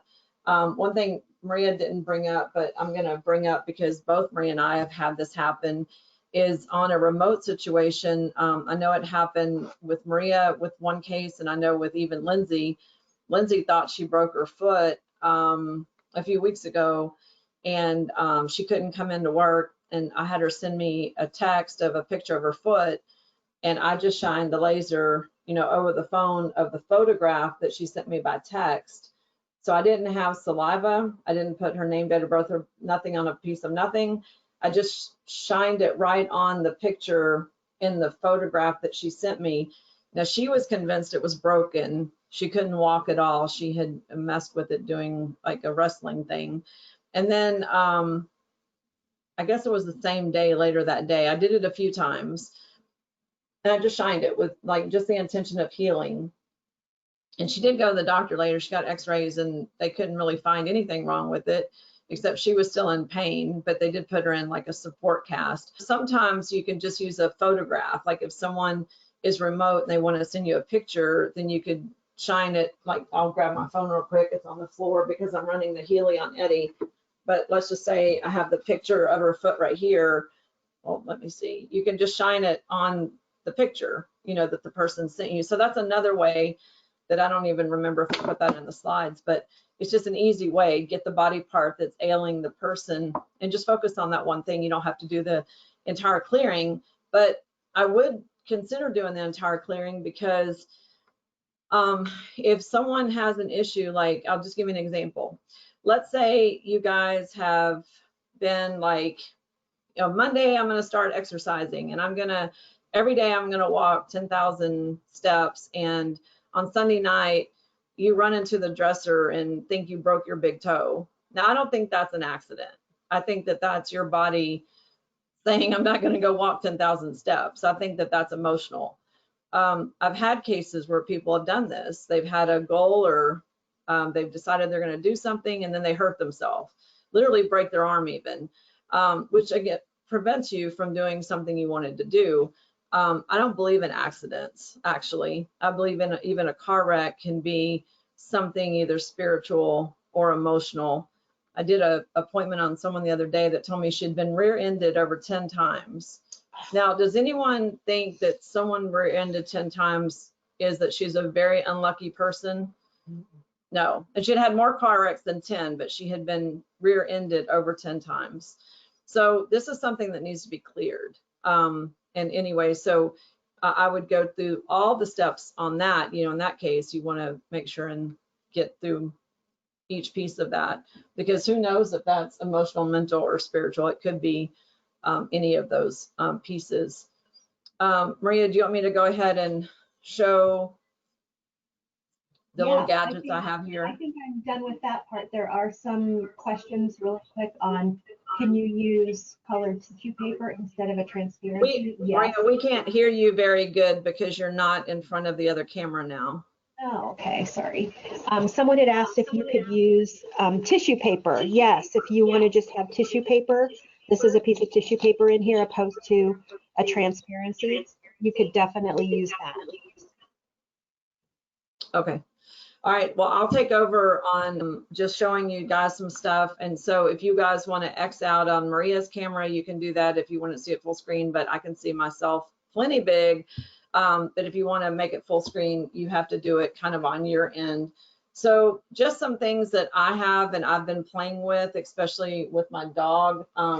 And these are things that you can buy online. Some of them you can buy through me. Some of them you might already have, like, there's a lot of companies that sell what they call sample kits, like Apex has a sample kit. Hannah Kroger had a sample kit. I don't even know if they sell them anymore. I have mine from a long time ago, but they're generally kits that companies sell. Maybe Standard Process has one where it's like a kit with a bunch of little bottles in it, and each bottle is a sample of one of their products, and they're meant for muscle testing.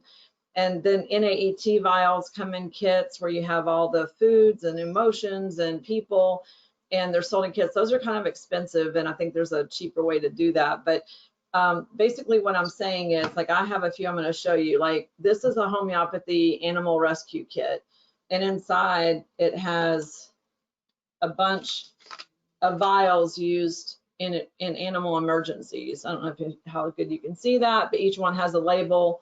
And on the inside, there's a little instruction sheet, and I've used this a few times on animal emergencies. And in the front, it tells you which one to use for, which indications. And then I have a flu kit that has a bunch of remedies. You see their little vials, and at the top, it has a menu of what those vials are for all kinds of flu things. And then I have the top, well, I have lots of these. I have an urgent care homeopathy kit, which is also for like people emergencies. And then I have the top 100 homeopathic remedies in 200C. And then I have it in 30C. So let's just say, and we'll use it because she's right here with her sweet doggie. Her doggie's having a skin issue. And I just know that sulfur is a great skin remedy for almost anything. I just want to show you another way to do something just as like an individual treatment. I can take the homeopathic pellets of sulfur and put it in the vial like Maria showed you, and then shine. And to me, this is kind of like an injection. Like if you want to think about an energetic action of this remedy into the doggie, and you can put it on a specific body part. So I'm going to have Cher hold the dog where you guys can see it. I don't know how this is going to work the best, but you see, I see her little bottom side. and I can shine it right on, you know, I can raise it up so it's kind of getting the whole back part. I've been doing this also like for doggies, and when it comes to homeopathy, one place you can do it is lift up. Let me see if we can get their ear in there. This way a little bit more. Can you come this way? Okay, so you see the ear is lifted. It's black, so it's kind of maybe hard to see, but I can shine it on the ear because all the acupuncture points are in the ear, like on people and on doggies. So you can do like both ears. You can also do the belly, because on the dog, on the belly, there's not a lot of hair or as much hair as in other places. So if we hold her up, we can shine the light on her belly. And this is just like taking a homeopathic remedy of sulfur, but without actually taking it. So it's just another way to treat an animal or a person or a baby with an animal. So it'd be like, just takes a second. It's not like you have to sit there and hold it for 10 minutes. And then another thing that I was going to show you, because it's on the same line as the crystal. So I have bought a baggie of little vials. They're actually smaller than the ones that Maria is putting in the kits, but you can buy lots of sizes on Amazon. They're very inexpensive. And then I also have, these are perfume sample vials. You see they're like a long skinny tube, and they come smaller than this. I don't love these as much as the screw-on tops, because if you fill a bunch of them, it hurts your hand getting these stoppers in, but you could fill them with a substance, and either with Scotch tape or a label maker, you can make a label on them. So I have well, somewhere here, I have one to show you. Maybe it's in this bag. Well, anyway, I have some that have labels on them that have already been imprinted with information. And so it just has a little label maker, and you just put it on the vials, and then you can use them again. And in the vials, you can put a substance, or you can put like water, like distilled water, or water with a little Miracle 2 neutralizer. But what I want to show you in this specific example is Cher was going to buy some of my Mountain Man salve. I love and use on everything. I cut the heck out of my finger yesterday, like sliced it wide open with a new knife, and it was bad. And I put that salve on that and held it, you know, with a kitchen towel, and it just, the pain went away immediately. It stopped bleeding. It was amazing. But what I want to do, just to give you guys some of these outside the box ideas, is I just put some salve on my finger. I hope I have a towel somewhere. And oh no, yeah, not on this one. Well, it might be the best option I have right now. I'm just going to try to get a little bit in there. Whoops. Throwing things around. So I'm just putting a little bit in this vial. It's not an open big mouth vial like what Maria was showing, which is probably easier to handle, but I'm going to screw on the lid. And so now I have the salve in this tube with the lid on, and I'm going to clean it up because the salve's kind of messy and I don't want it inside my laser sleeve. So once you get your substance in there, whether it's a crystal or it could be an herb. I mean, a lot of companies also have samples. Like I get a lot of sample herbs from Southern Herb. Another thing you could do is take a capsule of a product, like a vitamin or an herb, and open the capsule and put it in your little vials. The ones that have an open, you see how this one's not a big opening, it's a small opening. Some of them, the ones like Maria's sending you, are more open, like big mouth opening, I would say. But you see, once you have anything in a vial, you could slide it into that cylinder. So this is another way of, again, salves on dogs is kind of messy. I use them because I don't care about if they're messy. But if you wanted to do it, like get the benefit of the salve, or even like an essential oil, and you guys can see I'm just shining it. Let me move the computer just a little bit. I'm just shining it over the area that needs healing. Now you can put, I see there's like a little sore there. You can put like the salve right on there, and that next day that'll be completely healed. But I'm just going to shine on there because it is like an energetic injection of the salve. And I know that on my doggy, on Eddie, I had put some helichrysum on the top of his head, and it seemed like the helichrysum pulled out. some stuff because then it was kind of like that. It was kind of scabby and nasty. And then I put salve on it and it healed. The next day it was like normal again. So you can do all kinds of combinations of things. I want you to just think of things you might have around, but like especially a capsule, like a capsule of an herb. I have lots of remedies around here, as you can see behind me. So another idea would be, let's say, because I have brand new one of everything. So let's just say this is a cecilus, and I used this on a little boy clearing I did yesterday. But let's say you have a remedy of something without putting it in the sleeve because it's not going to fit in the sleeve. You can also shine, just like Maria was doing with the colors, you can also shine it through the bottle onto the saliva sample, the Q-tip, the skeletal chart, you know, whatever you want to do. So if you have products without opening in them, you want to do like an injection, I'd call this an injection. And then like this is a homeopathic one of pellets, and this is Cali myrrh. And so it can do this too. So especially babies, pets, things like that, where you don't want to try to give them the remedy, you could just do it like, you know, put it up against their ear. Actually, this remedy is for congested ears. So you could shine it through the bottle onto the physical body part, like if you have the laser at home, or you could do it on the DNA sample as well. And then one other thing I was going to show you guys, I have quite a crystal collection that my granddaughter now loves, but this is 1/3 of my crystals. And I had got a lot of crystals because when I was going through my naturopathy degree, it was part of the thing with crystals, essences, and stones. And so anyway, I have them all categorized. Before my granddaughter got a hold of them, I actually had them labeled with what their benefits were. But if you have any small crystals besides, like Maria showed you, the selenite and the, let me try to get this open now, the selenite and the rose quartz, if you know that like jade is beneficial for something, or you have any, even like jewelry, we all have like turquoise jewelry or stones or things that might be like on a necklace, so don't forget about those. But I have some like raw rubies in here, and different stones. So anyway, you could take another stone, like a polished stone, without putting it crushed in the vial. If they're small enough, you can just put it into the sleeve as well. So this is just a stone out of my collection, and now it's in the vial. I don't know if you can really see it, but so if it's not something soft like selenite that you can crush, and if it's enough, you can put it directly in the sleeve. Or the other example, and my piece of selenite is bigger. Like I have a piece that looks more like a wand. You could shine it. This isn't going to fit on the inside, sorry. So it shine through the outside over the healing like Maria did on the spiritual. And this one is, I just pulled out all the stuff I have here. This one is a sample of a vial that has a label on it. It says master gland.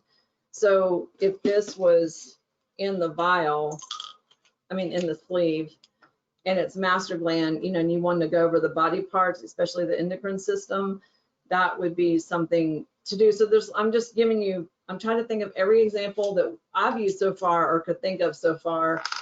I think the one I like the best is the small homeopathic remedies. They're meant as like kits, and they are available online. Or like I said, some of them I can order for you, but you can also look for them online. But if you have any samples from companies that you have, like an herb, like turmeric or horse chestnut, or this week I had digitalis show up on 3 different people. So I have the remedy of digitalis. So you can take those and then use them in your laser to, you know, pinpoint a specific treatment. And in the clearing I did yesterday, and this is especially useful if they're out of the country because it's not easy to send products, you can imprint or inject the remedy like it was a lady and a boy in Egypt. And so then we did, the boy is what we did the clearing on. So you can do that for someone that's in another country or altogether where you probably wouldn't easily use a product. So one other thing I want to mention, and Maria talked about sterilizing your charts, but what I'm doing is using the small a small Ziploc baggies. So after we get the saliva from Share, I'm not gonna sterilize anything because I'm gonna, if I can kill a step, I'm not doing it. I'm gonna take the saliva, put it in a Ziploc baggie, and then it's not touching anything. There's no sanitary chance of something cross-contaminating. And I'm not even gonna wipe that card off because I do have my spray, my Sacred Space Mist. Oh, that's not it. That if I wanna clear a space or room or clear the cards, energetically, I might use this. It's frankincense and rose oil. So I have all my, that's the thing is you guys have your stuff around you, because when you're in the middle of it, you don't know where you're going to go. Like I could stand up and go grab something if I need to, but we don't always know where we're headed, with, a clearing or what might actually show up. So Maria, do you think that we should take just a 10-minute break before we do the clearing, or should I just go into clearing Share? I think a break would be great. I got to get up and leave because I needed to go to the bathroom, but I think there's some people who don't want to miss anything, and that probably would be great. Okay, so let's just take a 10-minute break, and then we'll go right into clearing Share, and then we'll finish the PowerPoint, and then we'll see how we're doing for questions. So it's 1 o'clock, so we'll come back at 10 after.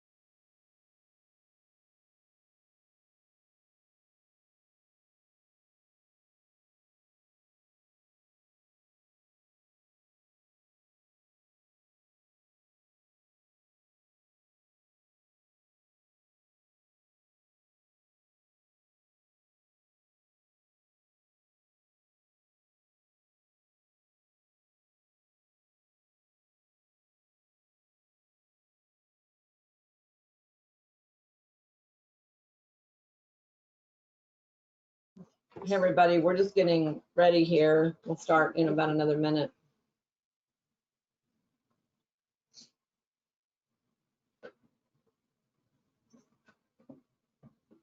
I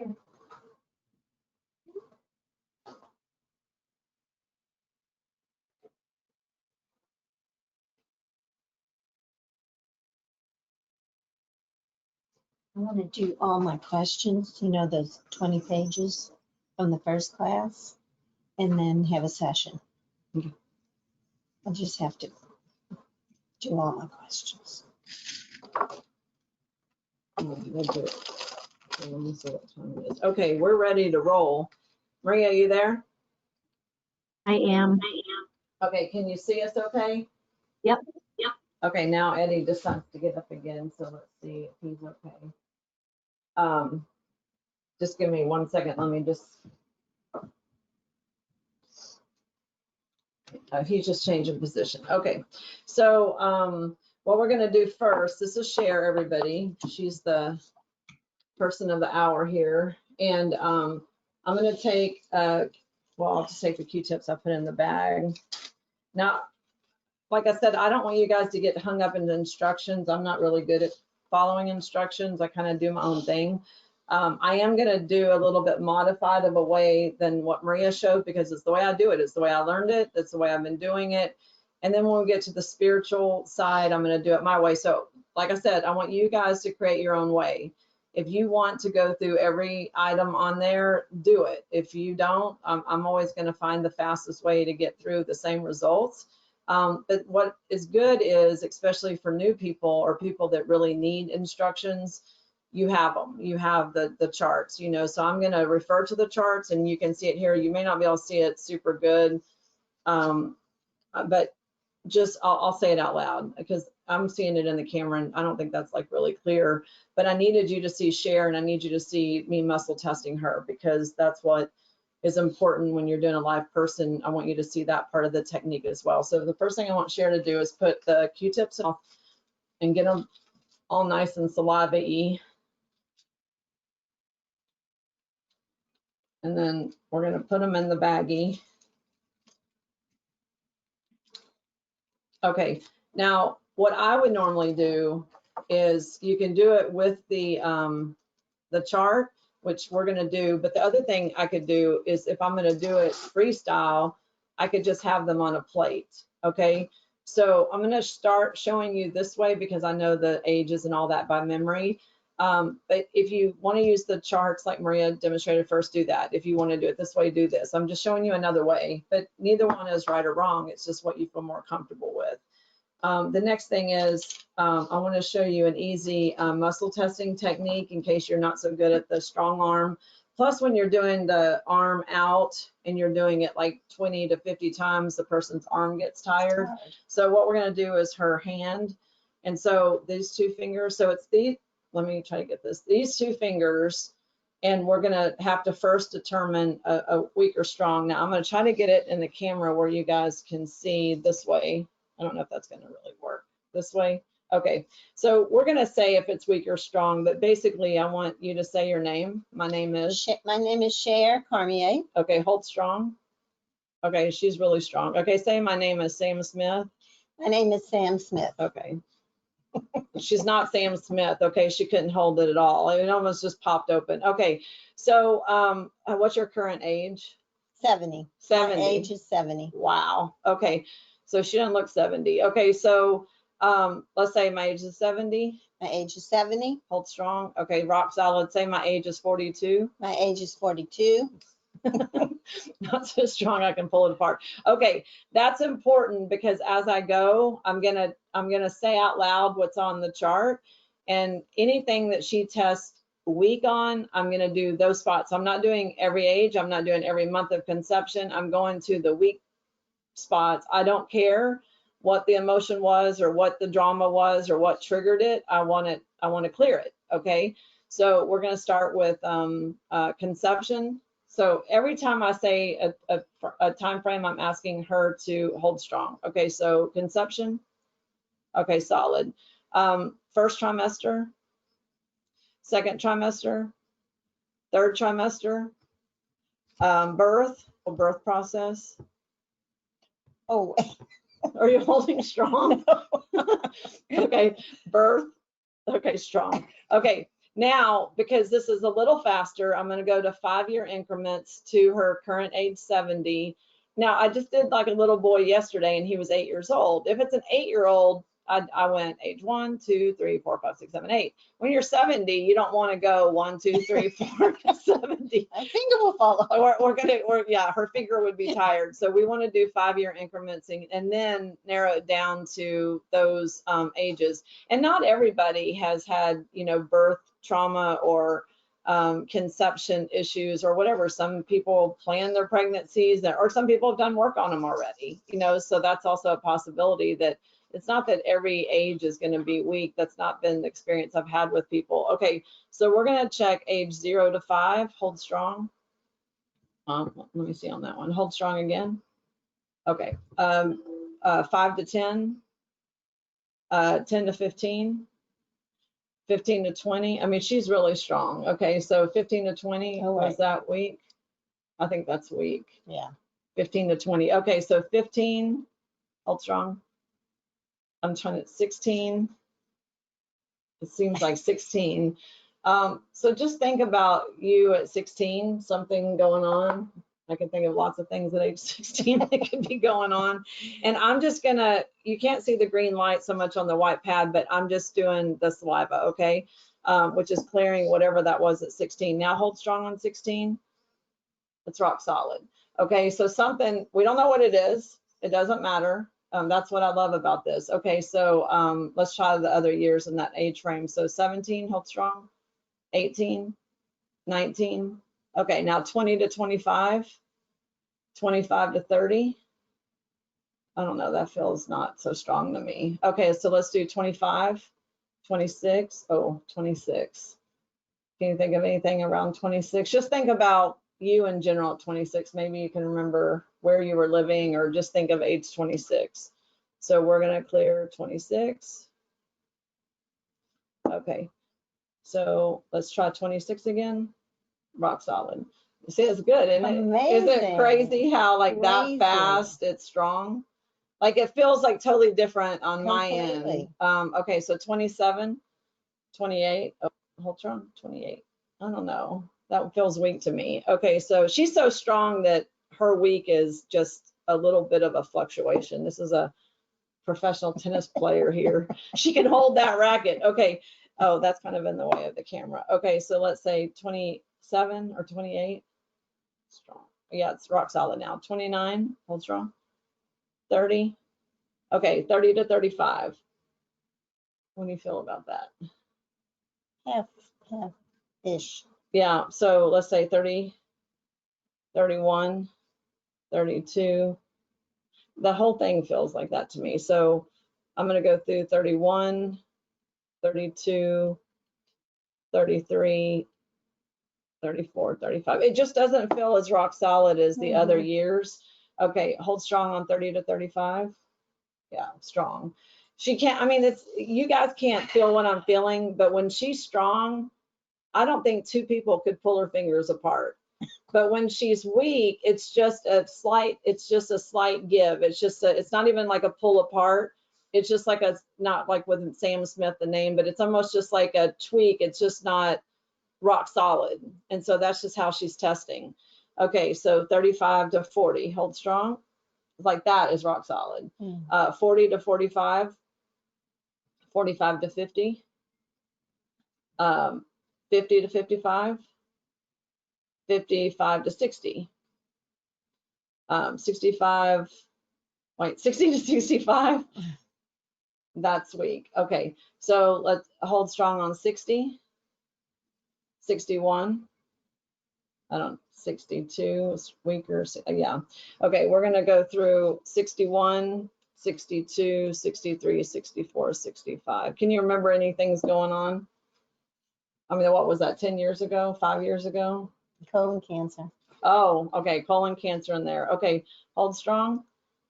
Okay, strong, 65. And then 65 to 70. That's pretty strong. Okay, One thing I didn't do, and I wish I would have done this, but I'm going to do it right now, just to tell you how I would do this also, and I'm doing it on the video, so I'm not doing it in my normal thought process. One thing I would do is if you dowse or muscle test, and I'm going to dowse this, and you can do it on a skeletal chart or on the chart. Now we'll see if anything tests weak, but one thing that I like to do is test the energy of the organs and see if there's any weakness.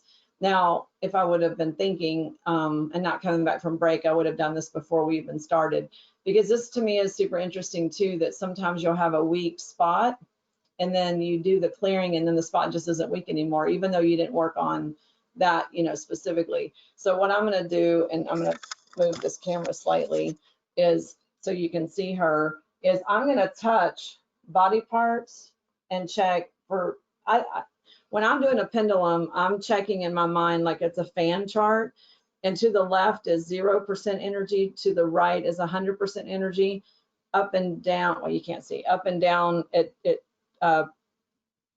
perpendicular is 50%. It's in my mind. Now, if you guys aren't dowsers, this isn't going to make any sense to you, but I like to dowse the energy of things before I start and when I finish. And so if you need a fan chart, or you have some other method of just yes and no, or if you want to muscle test each part, you can do that too. This is just something I like to do because I want to see how the energy of something changes. So I'm just going to say this out loud as I go because I actually do it kind of fast. So I'm going to check. Oh, that one's low. This is her crown chakra, but we haven't went to any of that stuff yet. So crown chakra is low. This one's open. I'm going to do thyroid open, solar plex open. I mean, that was heart, solar plex, and then base. Okay, so actually crown chakra we want to definitely do, and then I can check the body parts as far as body part thyroid. I can do liver. Okay, liver is low. Pancreas. Did I do heart? And I can do ovaries. And sometimes people have had their ovaries removed, but it doesn't mean it's like low energy. I can do the actual stomach. That is low too. Liver and stomach so far. And we could do bladder. I can do the points on the back for the kidneys, the points above that for adrenals. So if you guys aren't used to checking the body, you can do the endocrine chart, the organs and glands chart, or you can do the skeletal chart, or the anatomical chart, or the sacral chart. All of those are on the internet. Just go to search those words and go to images and then print those. So what showed up weak was still stomach and liver. Okay, and she came in saying something about her stomach, but it's actually both. I'm getting a week on, and the crown chakra. So just in a quick test, we're just going to kind of keep that in the back of our mind as we go through this with the laser. So we're going to go back to muscle testing. Okay, so now I want to check her. Just think about your mom. Hold strong. Think about your dad. Hold strong. Not so strong. Okay, so we're going to clear dad. Okay, let's check that again. Hold strong. See, is that crazy? That's crazy. That's crazy. It's crazy because people can't believe how fast this is. And see, when you're doing on a skeletal chart without a person's feedback, you're just trusting this is doing something. But when you have the person here, I can't change her muscle testing. I'm not pulling any different in strength, am I? No. Right? It's just how you're responding. Okay, mom and dad together. That's strong. Okay, mom's side of the family. Dad's side of the family. Little weak there. Do you agree? Oh, yeah. Yeah. Okay, dad's side of the family. And this is, ancestral. This is dad's side of the family, like all the way back. Okay, now hold strong on dad's side of the family. Wow, strong. Do you have siblings? Yes. Okay, so let's check siblings. Strong. Let's check, I just like to go into people, relationships. So let's check friends, like girlfriends, strong. Okay, let's check husband. No. No, did you think that was going to be weak? Yes. Okay. This is what I said, like when I've done this, it's almost funny because when they're laughing and I'm doing the test and they test weak, it's almost like, oh, I knew that was going to be weak. You can almost tell that when you say the word of how the energy shifts. Okay, so let's. Is there any particular amount of going back and forth over the Q-tip? No, it's just for a second. Okay. The only reason I'm going back and forth is because I forgot what end your saliva was on. Oh, okay. If I remembered which end it was on, I Okay. wouldn't even go back and forth. I would just go on Okay. the, that's a Got good it. question. Okay, hold strong on husband. Easy. Okay, so past relationships, male. Yeah, let's do male. Yeah, let's do Male. male. Okay, hold strong. Yeah, I don't think so. Okay, so we're just gonna put them all together, male relationships. Okay, hold strong. Okay, now other people. This isn't family, this isn't male relationships or friends. This is anyone else, school teachers, co-workers, like whatever. Okay, other. Hold strong. Well, that's pretty strong. Okay, so let's do pets because I know you're a pet person. Okay, so let's check pets. That's strong. Okay, and she's a pet intuitive share, so she probably has resolved Tons. around pets, I would guess. Okay, and then let's see if there's any locations to clear. It's weak. Now we don't have to name the location. I just want to clear locations. And see, this is what's on the charts. It's just in my head. It's in my brain already. So let's clear this again. All right, let's check it. Location solid, like rock solid. Is there any, I can't think of any other thing I haven't already thought of. So now I do want to go to the charts because there's some new stuff that I want to make sure that I check. I want to go to the physical chart and let me see if I can do this back down again where you guys can see what I'm doing.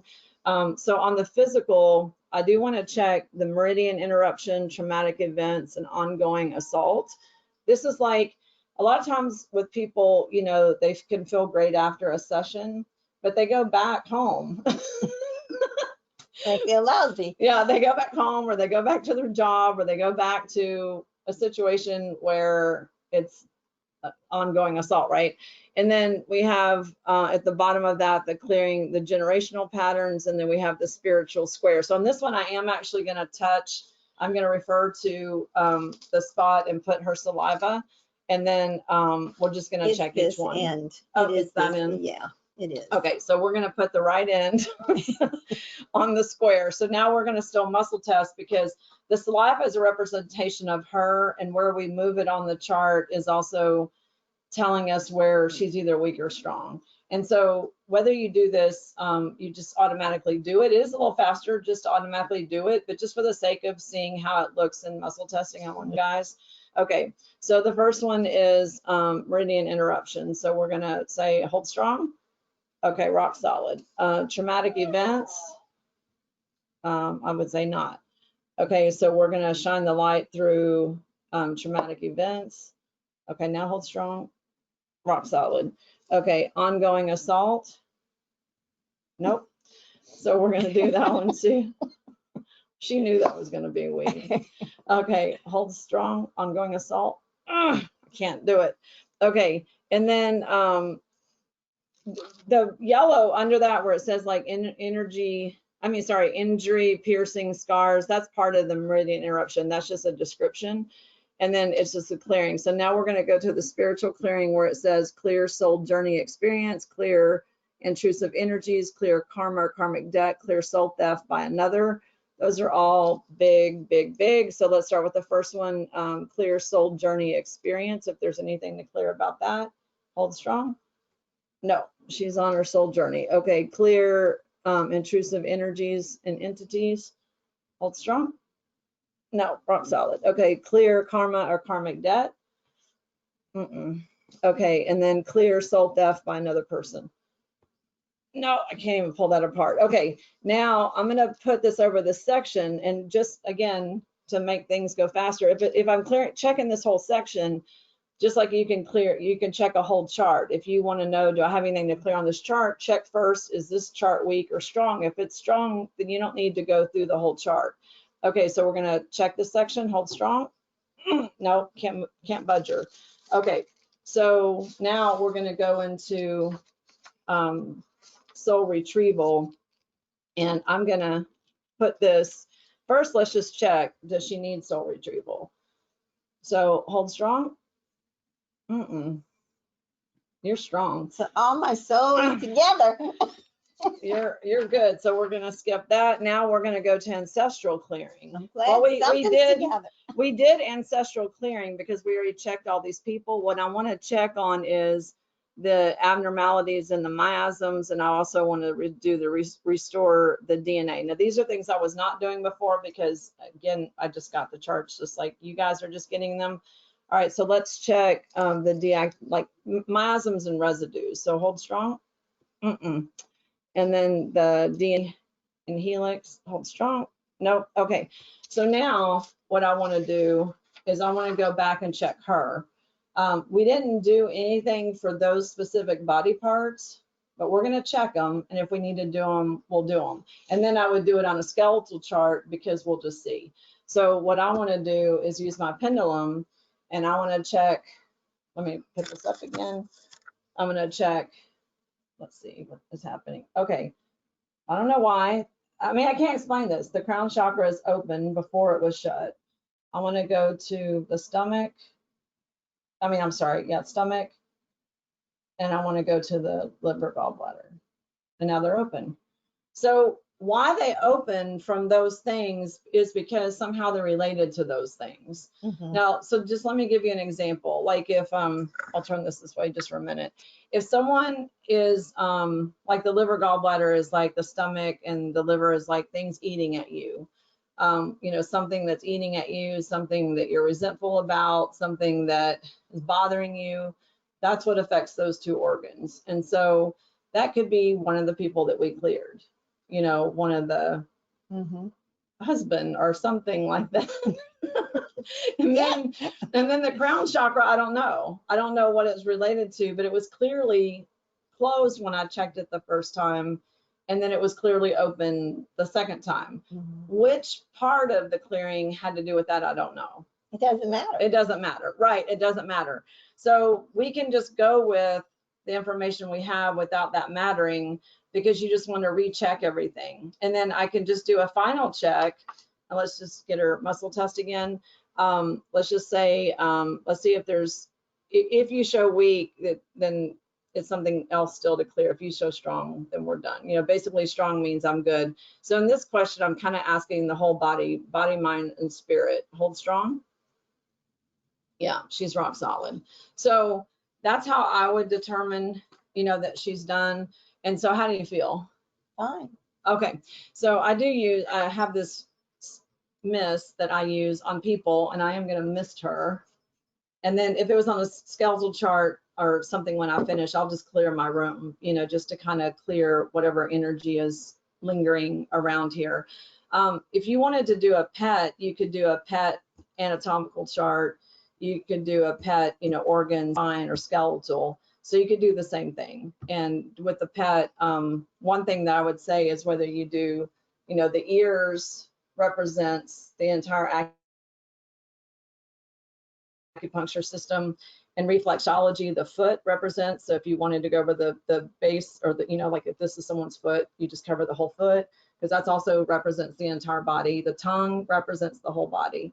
And then, so the ears on the dog is probably the easiest. So you can go any direction with that if you wanted to focus with a remedy or some other solution that you want to use. So you could do tongue, ear, or bottom of the foot, because all of those represent the entire body, especially in acupuncture. So I'm going to switch back to the other camera now. Can I ask a question? Yes. I've had 3 hernias, and the recent one was last week. So is there something that I can clear that I don't ever have to have a hernia repaired? It's not about clearing the hernia, it's all the pieces of what was already cleared. So with the laser, you don't have to you don't have to tie the knot with that specific issue.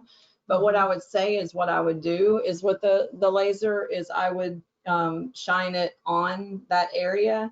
But when you're clearing all the pieces, all the emotions, the spiritual attachments and the people and all that, you know, you have to go back to also like what a hernia may mean emotionally, you know, because Ruptured relationships. yeah, exactly. Yeah. So we've already cleared the people that have to do with relationships. So that's the beauty of it, is you can go back and work on it with the laser, you know, and clearing it. You could even actually take a photograph of yourself or a photograph of the body part. And as far as doing it in second person or remote, just go to your phone then and take a picture of the picture on your phone of that area, you know, so you can shine it directly on you, or you could actually kind of do it as a third party. And that would reinforce it. It doesn't, once you do the clearing, does it ever go back? Well, that was kind of one of the questions that we started with, is that there's not, like with her daughter who couldn't stand on her toes before the laser, and then after a minute and a half she could, and then she didn't have to do it again. I personally think it has to do with the bubble on the chart that says ongoing assault. I think the question is the issue really resolved, or is there an ongoing exposure to the issue? I also think that it has to do with letting go. Like if there's a issue that is that thing eating at you, we can clear the stomach and we can clear the liver.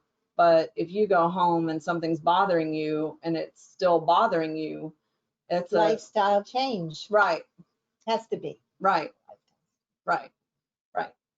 Maria, do you want to throw something in on that? No, I think you guys are awesome. We should do a show. Whatever. So that, yeah, that's my live technique, which is, you know, maybe, I don't know how long that took, 20 minutes. So you can, you know, so it's not super long. I was going to try to go back to the slide. I don't know if I'm even the presenter right now or not. I'm going to go back and pull up the PowerPoint, Maria, because I don't think we've finished with that. But was there anything when I was doing it that you were thinking you wanted to add something to? Actually, could you just mute your computer and then I can just answer a couple questions from the chat? Say that again. Just mute your computer so that I'm not echoing. Yes. Do you want to do a skeletal? Yeah, we already have done it on your body. I would do the skeletal if you weren't here. Oh, okay. Yeah. There were some questions on using the tongue. And I'm putting, let's see, she said would you use both sides of the, would you use both sides of the tongue? I guess I misunderstood Jody. Few tips, you'd only need to use one side. You don't have to use both of them. Someone asked about difference between the green laser and why it's specific. The red laser is a longer wavelength than the green, and the green reflects light or refracts light easier and more easily than the red laser. There's a special diode, there's a special infrared laser crystal, and a frequency doubling crystal in the green laser that's not in the red. So it's just a little bit different. Someone asked about the sleeve, if we're just using that to hold the vial. No, the sleeve actually is the scalar portion. That's what makes that's what changes all the information out into the information field. So the sleeve itself contains magnets and copper wiring, and there's some gases in a little tube. When you get your sleeve, you'll see that it actually has some little, can you hold that up to the camera, Gwen, so they can see inside there? In that little vial in there, there's actually some gas. I don't know what the gas is because that's the proprietary knowledge of the person who makes these. But then there's also a couple of magnets and coil wrapping. So when you get it, you'll be able to see that it's, the head of that actually has some really cool properties. We just liked it because the lasers that we got allowed for a little chamber between the laser diode from the top of the laser to where the scalar part functions, so that we could put things in there. We didn't think that was going to happen, but we loved that was a capability. Someone asked about scalar. Scalar just means longitudinal wave, and some people look at it as the scalar field. It's bringing it into more of an energetic field. Someone asked if they could put this in their eyes for floaters. No, do not shine this. There's a warning label on it that says, please do not put it in your eye. You will damage your eye. And I think that was it. Those were the big things. I've answered some. I did put in the chat for anybody that's looking and has to get off, because I know we're running into that third hour, or we're going to be headed there soon. The link to put the laser in, but I think that's coming up in the bottom part of what Gwen's going to show on how to order it. They are available right now. I have 8 lasers that are pretty much ready to go. I'm waiting on a couple of different things. I got to get some more cards made for those kits. After that, I'm waiting on sleeves and lasers. So I'm putting in the shopping cart up to 14 days. It won't take that long, but I'm giving myself a little bit of time just in case just in case we have weird things happen in the United States. I want to add something, Maria, because Cher had a question. You know, I have a skeletal chart on my desk. I want to just answer this question. And she said, well, do we need to use that? I would use the skeletal chart if she wasn't sitting here, but I basically used her body as the skeletal chart.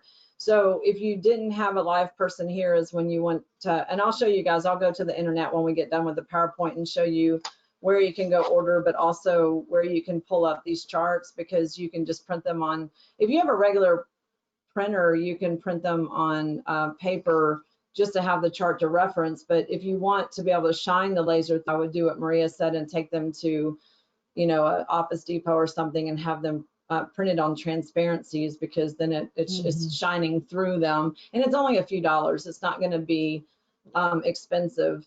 I put up until there's more questions. I want to make sure we get through the slides, because we are good in 20 minutes. We're done in 20 minutes, supposedly, if we have to run over for questions. But a few of these things we didn't mention yet, and I do want to mention them.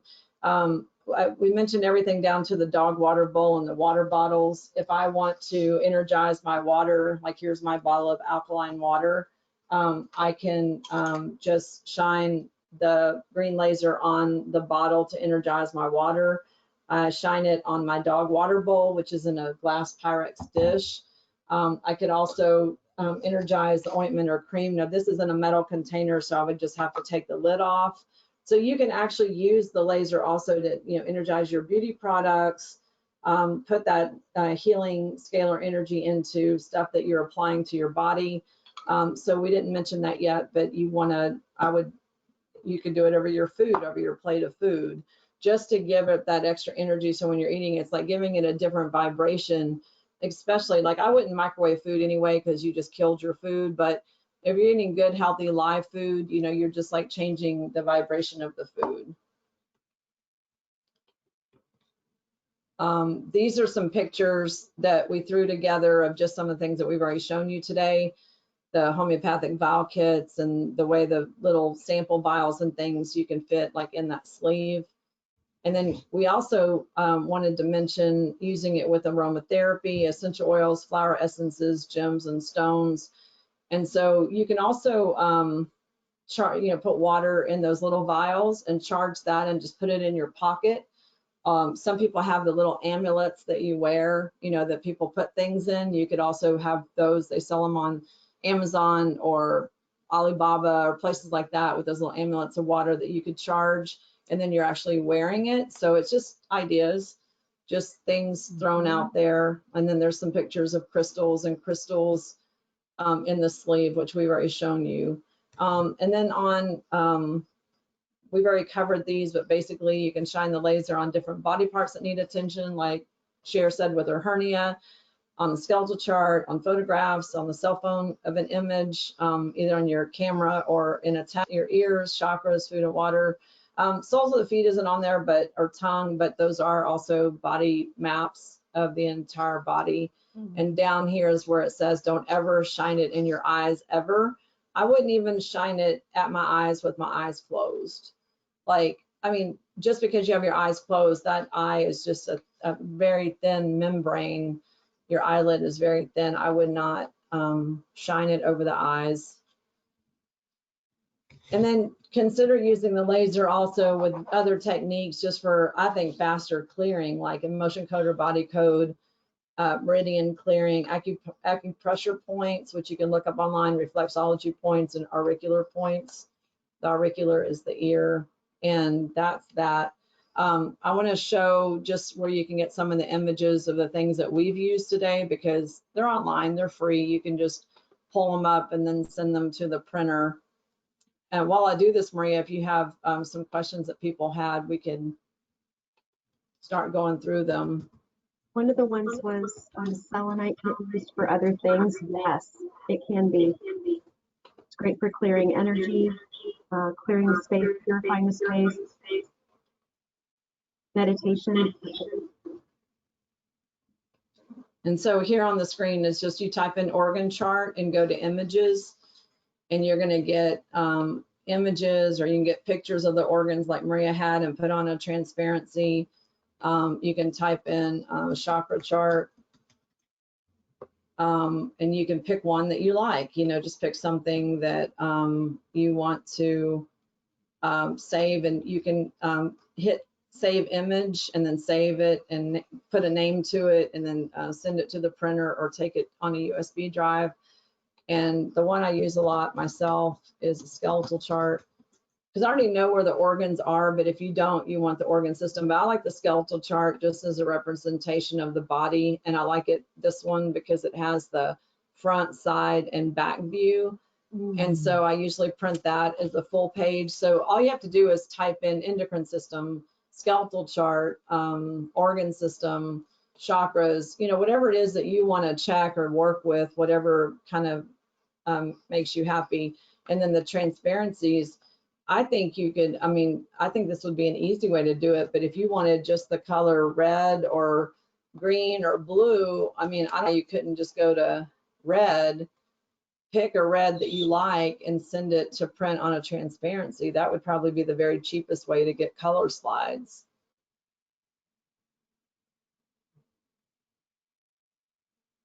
Okay, and then I thought I had it open already, but I'm gonna find the link. Well, I did have it open. I don't know what happened, but here it is. So if you guys want to order the laser, like Maria said, it could take up to 2 weeks, because we literally were down to the wire and getting all the pieces together. It comes with your charts.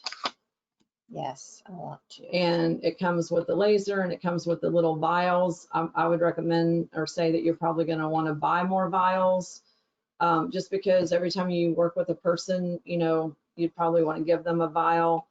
But there's a picture of the whole kit. It has also, we didn't mention, I don't think we mentioned, it has a rechargeable battery. So you don't have to buy batteries. It has like a charging thing in it. And then, so you go to results are typical.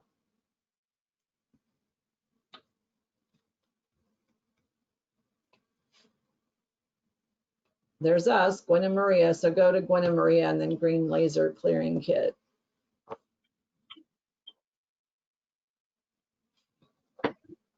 You asked me something, I stepped away briefly. I didn't ask you anything. I have the website up, and I'm showing them resultsaretypical.com. Go to Gwen and Maria. I'm gonna mute myself. Well, I don't know if I can mute myself while we're doing questions. But you want to start with questions, or do you want me to read the questions, or do you want to do them? I'll mute myself. You know what, I've pretty much gone through, you can go through and see if I missed anything. I pretty much went through them. What is the nanometers on the green and the, okay, so it's 532 nanometers. Are we going to get this recording? Yes, this will be uploaded. Once we get all the glitchy stuff out, I'll probably go in and edit it and put it up on our YouTube channel. I'm watching orders come in with what I have left. So I have two more laser kits that can go out within this next week. Hopefully the rest of them will be coming in very shortly. I'll have all the things, but yeah, so just so you know, people are already ordering. So if you really needed one because you felt like, oh my gosh, I need to get this in my hands, there's a couple of those kits remaining that will go out early this next week. Okay, and someone's asking about the PowerPoints. You're going to get instructions. The PowerPoints are not, I mean, basically everything is on the charts. You're going to get the charts, which is what's important. And you're going to get the video. We're going to take some information that's the instructional kind of information from the PowerPoints that you'll get as instructions, but I'm not encouraging people do anything an exact way. I think you need to come up with what way works for you. I'm an anti-instruction person, but okay, so this is, someone else is asking, is it's on resultsortypical.com. If you look at the page on the screen, it is not on YouTube. I mean, it's not on Amazon. It's on Maria's website, resultsortypical.com. So if you look at the tab open, and I'll close the other tabs that we're not using, you can just write down resultsortypical.com, and it's under Gwen and Maria. So that's where you can go to order them, and they might go out in the next week, but they may not go out for 2 weeks, so please don't get anxious. And there's not going to be another training. This is kind of the training. This is like what we wanted to do with it, because this is basically how far we've gotten. You know, one of you is going to use something and do something amazing with it and then tell us, and we'll go, oh, okay, we'll share that too. We've literally today shown you every way that we've used it so far, and we're not holding anything back. There literally isn't anything else we've done with it that we're not, saying. And then someone asked about the color transparencies. When would we use those? If you already do color stuff, like if you're a color person, like if you like Orosoma bottles, if you use color for healing, then it's just another way. It's not that I don't use it at all. I'm not a color person because I'm not visual at all. So that's why Maria makes the nice, pretty things and I don't, because I'm an information person. And so if you like colors and you are drawn to a certain color for healing, or you use some type of color healing, it's just one modality that you can use with the laser if you choose to. It's not that you have to do it. And if Cher had shown that her root chakra was needing assistance, you could have taken a red transparency and shined it over, so that you're getting the color that corresponds with the chakra. So lots of different ways to use color. If you did the advanced course, you have a whole section on the colors and what they're good for. Mm-hmm. Exactly. I'm trying to think if there's anything else. If we haven't answered your question, maybe retype it if it's something that got missed. We tried to put everything in here that we could. So the question is, can you use it on yourself? Yes, if you use it on yourself, you would do exactly what Maria did. That is actually a good question that we didn't specifically cover. So if I was going to do this on myself, I would spit on the Q-tips. I would put them in the baggie, and I would work on the charts like a third person.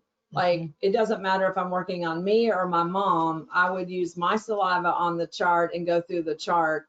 Now, if I wanted to muscle test myself, there's ways that people can self muscle test, like this way, where you're pulling and either you're strong or you're weak, which you're just making 2 rings with your fingers. Another way is this way, where you're pressing down. I don't particularly like this way, but when you are weak, it goes like this. There's ways that you can test yourself, or you can just do what Maria said and just go through all of the bubbles on the charts and clear everything. I mean, it's not going to hurt. Yeah. Someone asked, can you turn the volume on your computer down, Gwen, a little bit? I can.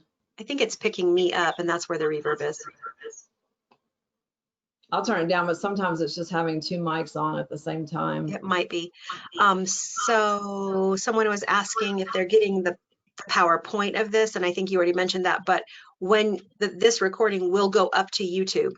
So as soon as it's up on YouTube, and I'm going to go in and edit out all these little glitches that we had with cameras, then you will receive everything that we showed, which is the PowerPoint. Yeah. So Beverly, to answer your question, you will get the cards, and that is selenite that you got. And then Sherry says, do you keep the Q-tips? I don't, because they're just Q-tips. Just get more wet. Like, I'm not going to keep these around my house, so I just chunk them. But let's say it's your mom and she doesn't live with you, then you might want to put them in a baggie and put her name on it. Just be aware they're going to turn moldy for people that have candida.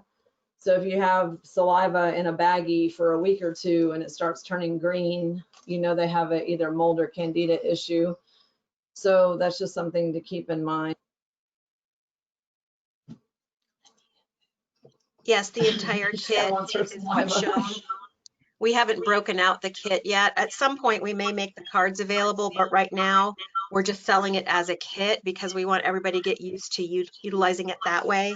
If you already ordered the laser from Gwen, because there were several people that ordered them when we still were working with the prototype, she has all your name and address information. We will send you free of charge because you've already basically purchased the kit, the laser.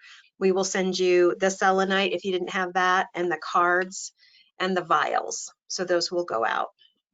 Yeah, they got all that except the cards. Yeah. And there was only 10 people and they were all like New Vision users. So I'll get back with you guys. I don't even have the laminated cards yet. So it won't be like Monday. It might be like a week or two from now. So Well, someone had asked how were we doing this clearing without having all of this put together yet? We've had the prototypes for this since Gwen was here in September, whenever you were here, September, Yeah. October. Yeah. So we've been sort of playing around because we wanted to present it at the advanced workshop. That was our goal, was to have that be part of the advanced workshop. And we just couldn't get all the pieces together in time to do that because it was in prototype stage. So we had already been kind of playing around with it. And then when we found out we were having great success, then we decided to do this so that we could share it with you. But initially we wanted to put it in the advanced workout, or the advanced workshop for you. Yeah, and Julie is saying she has the Apex test kit, and those will fit in the sleeve if they're the same as the one I have. Can you just get a sleeve if you already have the laser? Yes, but we're not making that available yet because right now we're in the process of having them manufactured. So we don't have enough just to do separates yet. We want everybody, but yes, I mean, you will eventually be able to put a red laser in there if you want, or a blue laser or whatever. Right now we're just selling it as the kit. And then someone else asked, Mel, I'll get back with you because anyone that's a New Vision person, we have to handle separately. So Muriel says, can this be used for clearing places like houses? Yes, you could literally clear the room, shining the light around the room like you would sage. Or I used to do this with the Hannah. Hannah had a crystal laser, but it was a whole different thing. It was really like a cheap flashlight, but also with a sleeve on the end. And you can go around and clear the room. I would have a door or window open so you can do that for sure. And also the person who said they already have a laser, the thing is, if you don't have this laser, it's not going to fit like that. If it's not this particular thing. So if it's one of the little tiny ones, or if it's a bigger one, it has to be the exact thing to fit in the sleeve, because otherwise it's either gonna, if it's too big, it won't work. And if it's too small, it'll just fall off. So that's just something to keep in mind. There's lots of lasers, so it just depends on which one you have. If you are asking about individual parts of this, like I would say give us a few weeks. Like we just barely are getting everything together to do this weekend. So if you want individual things, or if you have a laser or you have specific questions, we're already bombarded with so many questions. Just give us a few weeks so that Maria and I can get through this, and then we can make some of the individual things available, and it will be on the website. Deborah just tried to order from Canada, and it says it doesn't ship there. I have not opened that up yet. I'm going to have to figure out shipping and what has to be done for customs. So Deborah, I will contact you personally and I will get that worked out with you. What's the warranty for this? I don't know what the lasers are inexpensive. You can get those. Obviously if you have an issue and the sleeve falls apart, we can work on getting it replaced for you. But I don't think the our sleeve shouldn't fall apart, but the thing is the outside of the sleeve is acrylic. If you drop, and it's not going to go to you cracked. But if you drop and break it, that's not going to be a warranty thing. There's nothing in this that's a moving part. If it's intact when we send it to you and you break it, then it's broken. You know, it'll have a crack, but at least it should still work, because the crack would be in this back part. If the laser stops working, that's easy to replace the laser, but this doesn't have a moving part to it. This doesn't have any electricity or battery or anything. So there's not anything here that can really go defective, and the laser is easy to replace. Naima wants to know if she can travel through airports with the laser. I think if you pack anything underneath and in your not have it on your carry-on, you can, definitely do that. Okay. Karen's asking about a charge. I have a flat rate for my client. I mean, what I do, I charge $100 an hour. So if I'm doing this, or if I'm doing New Vision, or if I'm doing Healy, it's $100 an hour. So I don't have a separate rate that I'm charging. If you want this clearing, it's different, or if you don't do this, because to me, it's the same billable time. It's more of going into what the person needs. You know, this is, and I know someone's going to ask this question with Healy, because this is different than Healy completely. Like, this isn't taking the place of the Healy, and it's not, I mean, the way I'd answer the question regard to the Healy is, you know, when you're doing the Healy and you're doing homeopathy or the Blue Dot app or the microcurrents, you're not clearing spiritual issues and you're not clearing emotional issues. You might be sending a flower essence for emotional support, but you're not clearing your grandparents, you know, so this is a totally different thing, but I think it works great together, because you have one way to actually clear things which are stuck or congested or whatever, and then you have the Healy, which can do the microcurrents and support the organs and all that stuff. But like, let's say your liver keeps showing up, and like we talked about with Cher, if the liver keeps showing up, then I'd still go back to the emotions and like, why does it keep showing up?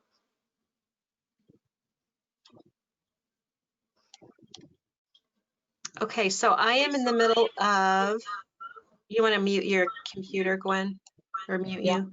Sorry. Sorry. So the results are typical platform has some issues. I got hacked into my mainframe. So if you, and I'm in the process right now of switching all of it out, hopefully this was all, it would have been there, but putting this all together happened in advance of that. So I am putting the results are typical.com in a new platform, which will have actually a Gwen and Maria page in it. So we'll be able to put all of the information that we're doing. If you happen to put into the search, into Google search, resultsaretypical.com, to try to find my results that way, you will find that I'm supposedly selling Viagra or Cialis. I am not. That's not part of my job, but somehow they put all of those drugs and medications, whatever, in my mainframe. So I could either pay big bucks to have my website washed and cleaned so that it wasn't there, or pay to do a new platform. So that's what I'm in the process of doing. So if you get that, go up into the address bar, not into Google search, but actually where you put the address. Don't do www. Just do https:// results are typical, or just start typing in, like Gwen said, there's doing right now, just resultsaretypical.com, and it'll take you to the main website. And then you'll click buy now.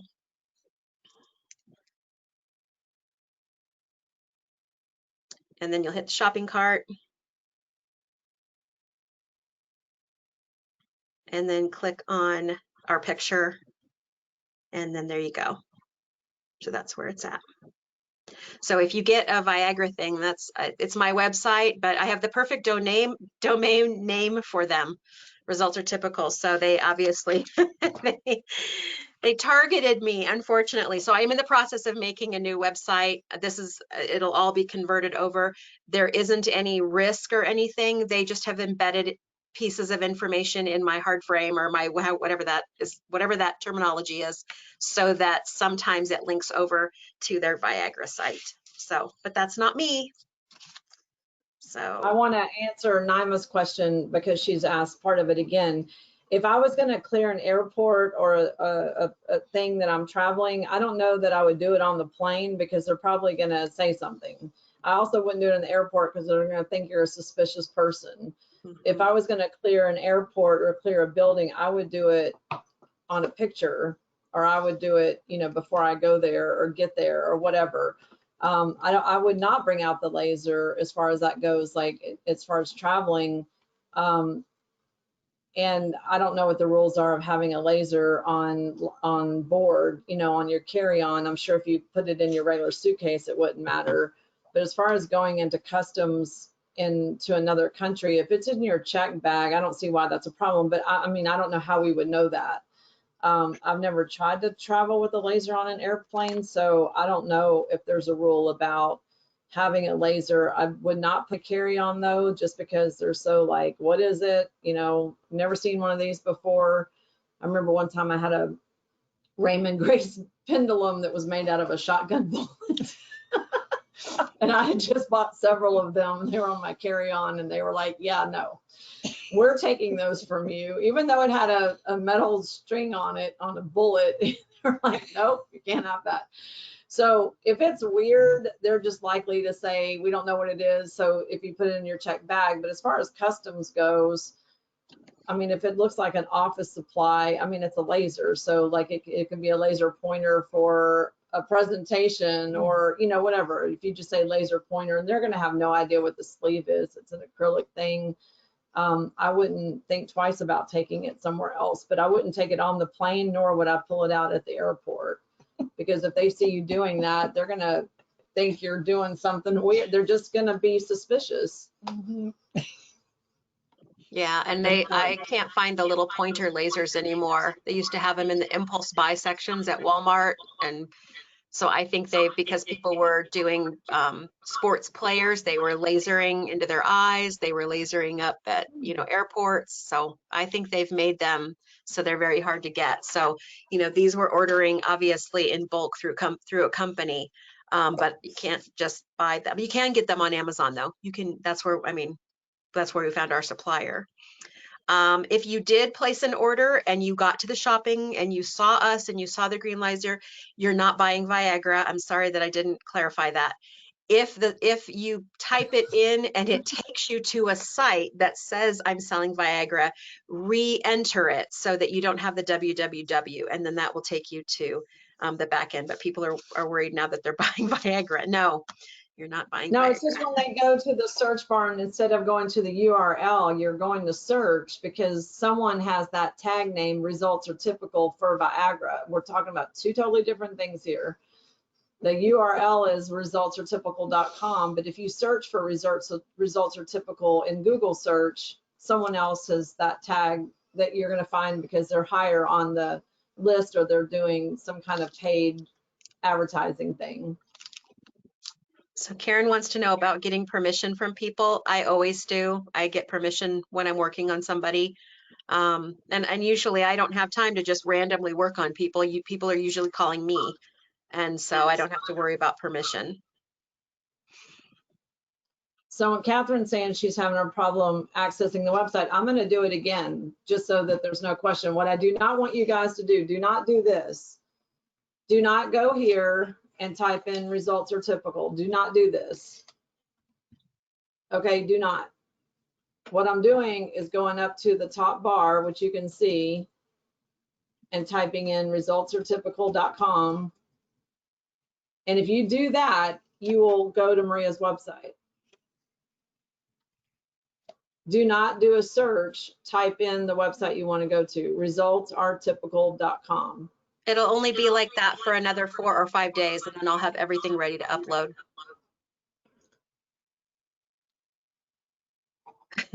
Catherine says, I'm still having problems accessing the website. It's too bad I don't need Viagra, but thanks.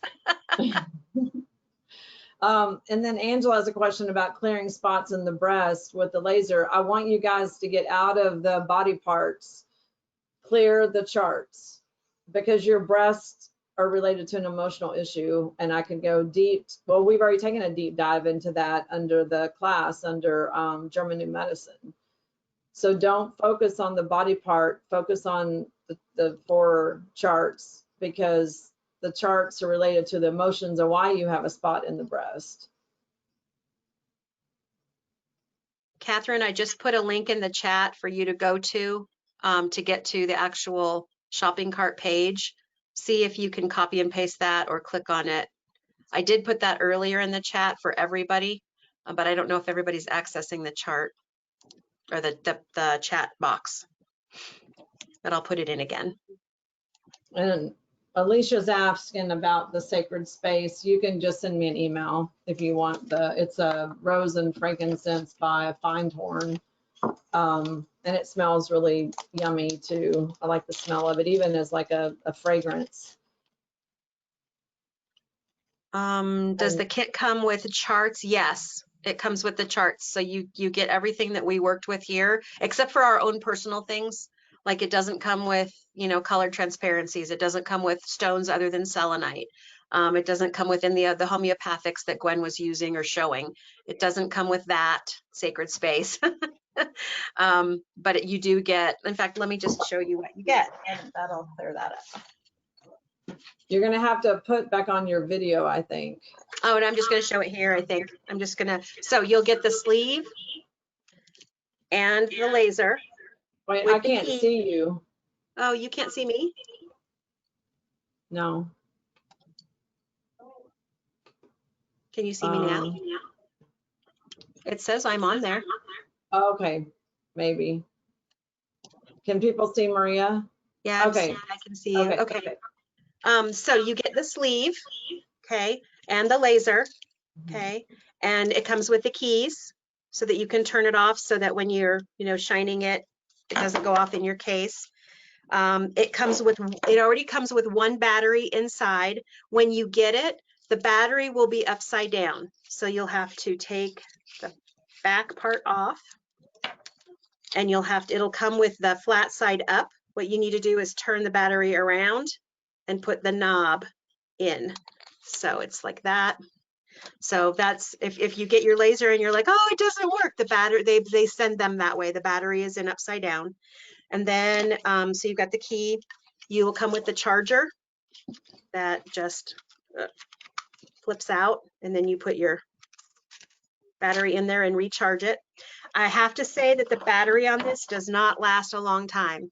So it's not like you want to shine the laser, shine the laser, shine the laser, shine the laser. That's why it's nice for this, because you're just doing short bursts. You're also going to get 4 of the 5 mil and 4 of the 2 mil that you can use. You're going to get all the clearing cards, which is over there. So there's 2 cards, double-sided, and then you will get the piece of selenite. You'll get a bag that is a little bit smaller than this. This one is just too big. I've been purchasing bags trying to figure out which one would be the best. So I will be getting all of those in. You'll be getting a bag that's a little bit smaller than that. But that's what you'll be getting. And then we will have this presentation up on YouTube, so you can always go back and refer to it if there's anything that you felt like you missed. How much are the replacement batteries? I do not know. You can get them online. Once you have them, you can just type in what it is into Google and find out where you can get them. You can probably go to a battery store and find them. Let's see what else. Okay.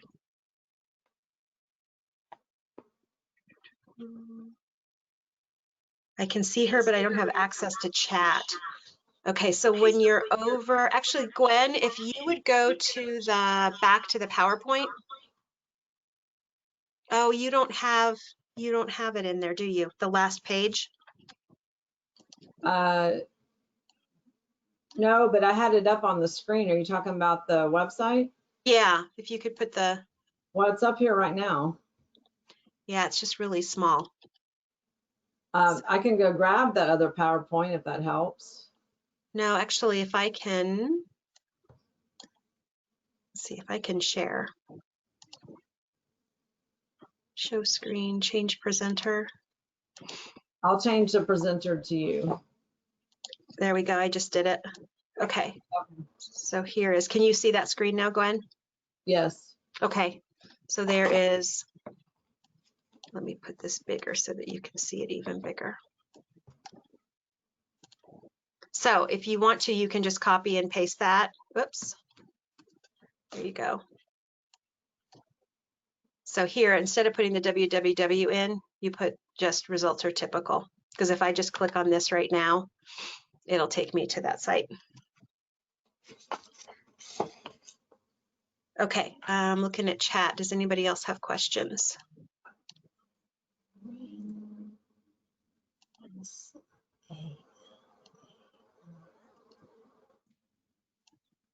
Oh, I changed presenter and I lost all the chat, Gwen.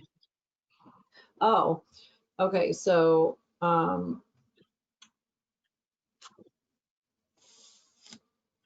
think we've kind of, saying I don't need to see it. It's just weird that I have only the question box in view only mode.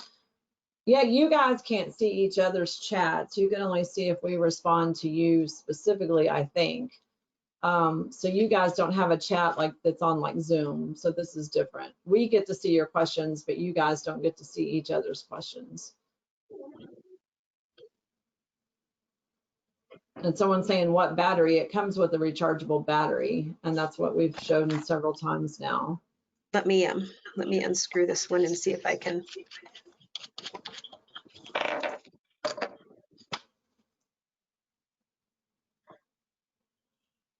So it's Ultra Fire.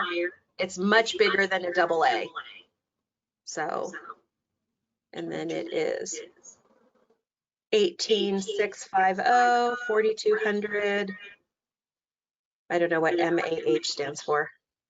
3.75 volt. So that's what that one is. So that's what comes with.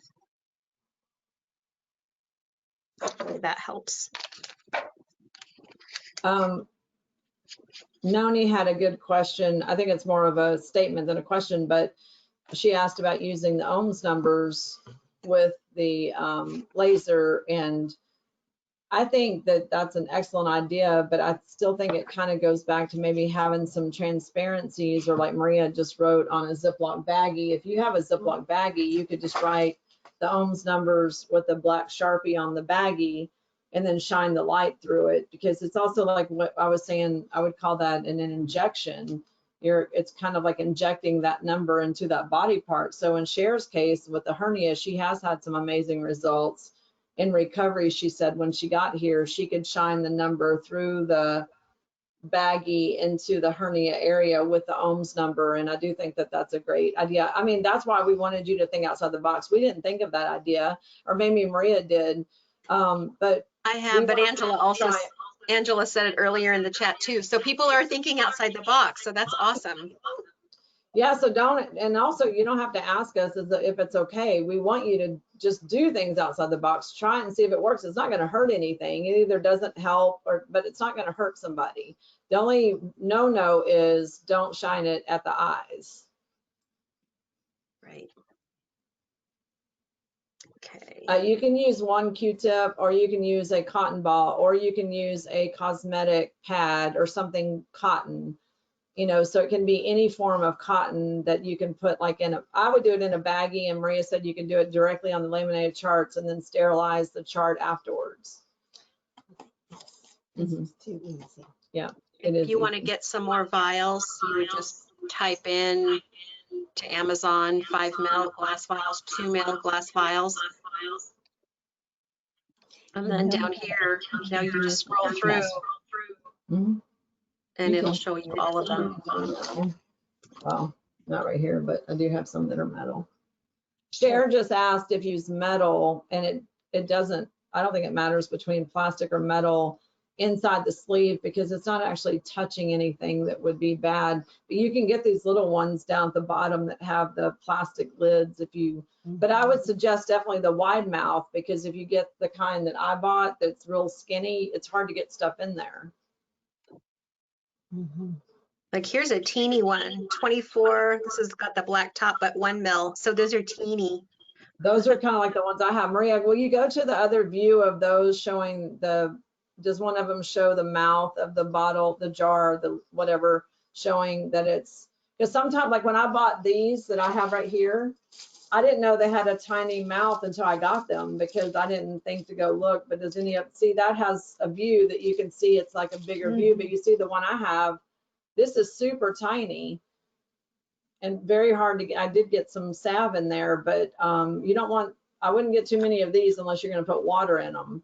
And then you would have to use a little bitty funnel, or you could submerge them. What happens with these little ones, you can put them in a Tupperware with water and submerge them to get the water inside. So now the little ones that you're gonna get, I just took the lid off of it. I just took the lid off, and it's got that little plastic thing because you're supposed to be able to lift this up and then let out, like if you put perfume in it or essential oil. So I'm just taking that little plastic thing all the way out.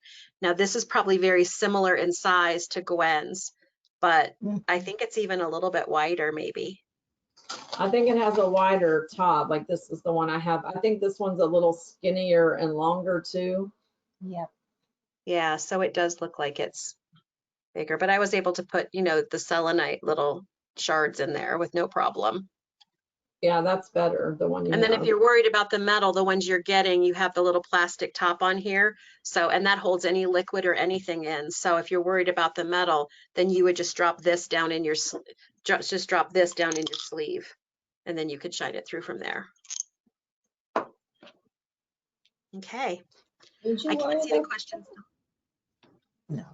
Mm-mm. I can't see the questions still, Gwen, so I Oh, don't know sorry. if, Okay, okay. sorry. So that's weird. As presenter, you should be able to either way. No, So it's all blank. so wondering about when shining through a vial instead of putting it in the sleeve, since she recommended non-sleeve for ohms to create injection. No, the same. The convenience of having it isn't in here is you're doing this one-handed if you have something in the sleeve. If you're shining it through something, it's the exact same thing. It's just that you have to hold both things now over whatever you're shining it through. So there's no difference between in the sleeve. It's just only certain things will fit in the sleeve. If I had a full bottle remedy like this one, it's not going to fit in the sleeve. I have to shine it through the bottle. And with the selenite, if you want to break some of yours up, I mean, because you're going to be getting a baggie with selenite in it, again, like she said, you're going to have to hold this and hold whatever and shine it through. If you can fit it in one of the little vials, then it's just dropped in the sleeve, and then, you know, it's one hand. You can use this other hand for the, you know, whatever muscle testing or for you moving the Q-tip around or whatever. You can shine, Angela's saying, can you shine the laser on the thyroid and the head? You can shine it on anything you want except your eyes. Yeah. Chris is saying, I had to pop off. Did you say you can add GG ohms, etc. numbers on the baggie or in the cylinder as well? Yes. You can do both, but I would do it on a baggie and shine through it onto the subject or onto the skeletal chart of the subject. And Ron had said earlier in the chat that you could put stones that are representative of prosperity and drop them in, and so that you can, you know, for all you prosperity people out there, you can laser some prosperity into your DNA. Yeah, someone's asking about the homeopathy kits. If you want them, you can let me know and I have to order them. They are not cheap though, I can tell you. The 200 or the 100 vials, I mean, this one is, I think, like $237. It's not inexpensive, but that's actually just what the cost is. So these kits are made by different companies, but if you want to order them or if you just want one kit, like an urgent care kit, the smaller kits are less expensive. They're, I don't know, maybe $30 to $50 for the animal urgent care or the people urgent care. So yeah, I mean, I've just spent the money on those over time because I've used them for various things. Actually, what I bought them for originally was to always have a kit at home for remedies that I might not otherwise carry for me and my family.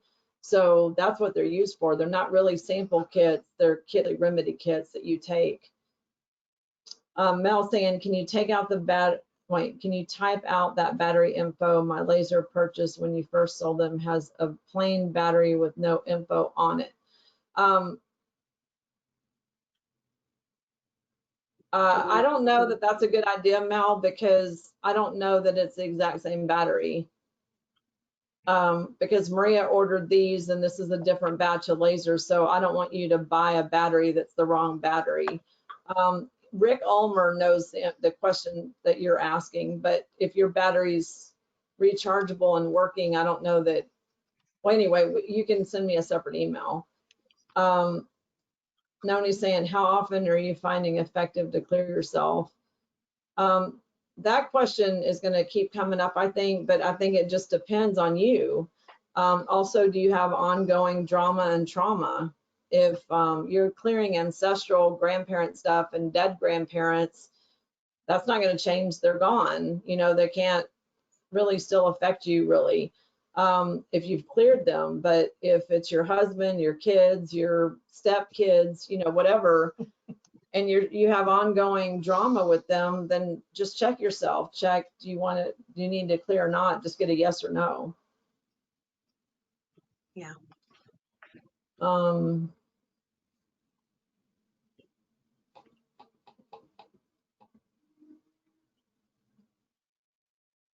I'm seeing if there's anything else. Okay. Can You know, we can use Amber, we can always Amber's- have people email us too with questions, if they have individual questions. Seems like we've answered a lot of really good questions that have come up. But you know, Gwen and Maria 2020 at Gmail, and we'll get you answers if we don't have them right away. So we'll just answer like one or two more because we're already a half hour past. So Jennifer's asking, can you use amber vials? Yes, this is an amber vial. We've already shown this. So this is an amber vial for homeopathy. And crystals are different colors. So it's just injecting that information. Angela's saying, is it okay? No, we already answered that. Okay, so Christine, this is the last question. I'm having trouble reconciling the laser can clear and infuse. How does it do both? I mean, that's a good question, but I don't know if I can actually explain how it can do both. What you're doing is, number one, it's with intention, but when it's clearing, it's still shining through the substance to what you're doing. You know, so if I'm checking an age group, or if the chart is saying, you know, related to, let's say, a body part, then it's still injecting that information. It's still injecting that thing that you're trying to do. But if you're shining it through something, it's like energizing it to, I know that's a really good question to answer, but it's like how, I mean, the best definition I can give you is how like a homeopathic remedy works. Like if you have a homeopathic remedy that's, let's say sulfur, for instance, sulfur can give you sulfur, but it can also clear sulfur residue. Well, how can it do that? Because it's working with the information of sulfur. So the same thing is true of copper. A copper homeopathic remedy can give you copper, but it can also clear copper residue because we're working with information and energy. And so, and it's also has to do with intention. I would highly recommend that you guys are new to all this stuff, go and get that book, The Intention Experiment by Lynn Taggart, because it kind of helps answer how people at a distance could affect a plant in a vault in Las Vegas, or how with good intention they can, you know, create a change in a group or as an individual. And that might, I mean, I don't know that they explain exactly how that happened, but they can show it happened, you know, in the research that they did. Okay, Maria, so I think we'll wrap up. This will be posted on our YouTube channel. So for those of you getting a laser, you can get the laser and then watch it again if you like. But like we've said like 10 times now, we encourage you to use it the way you want to use it. Take a combination of the charts that are awesome that Maria put together, take the way she did it, take the way I did it, and then take the stuff you know and do your own thing. If you want to use it, like I didn't say this, but you know, if you want to use it like with emotion code and you want to clear the thing that you would do like a magnet, I mean, it was mentioned in the slides, but anything that you know already that you've used a pointer laser or magnet or maybe a different laser, you know, just try it and see if this is faster, because I have found it's faster. And you can use this with your Healy. in combination with your Healy. There isn't anything that is going to keep you from, if you're, get your electrodes on your shoulder, you can also be lasering your shoulder at the same time. Yeah, so the book is called, real simple, Intention Experiment. The Intention Experiment. There's only but one book with that name, but the author is Lynn Taggart, Taggart. And then someone saying dog skin. Yes, we've already said you can shine it on anything except the eyes. Dog skin, dog ears, dog feet, dog pads, dog, whatever. Cat, same thing. So we're saying anything but the feet. I mean, eyes, sorry. I'm looking at what she just pulled up.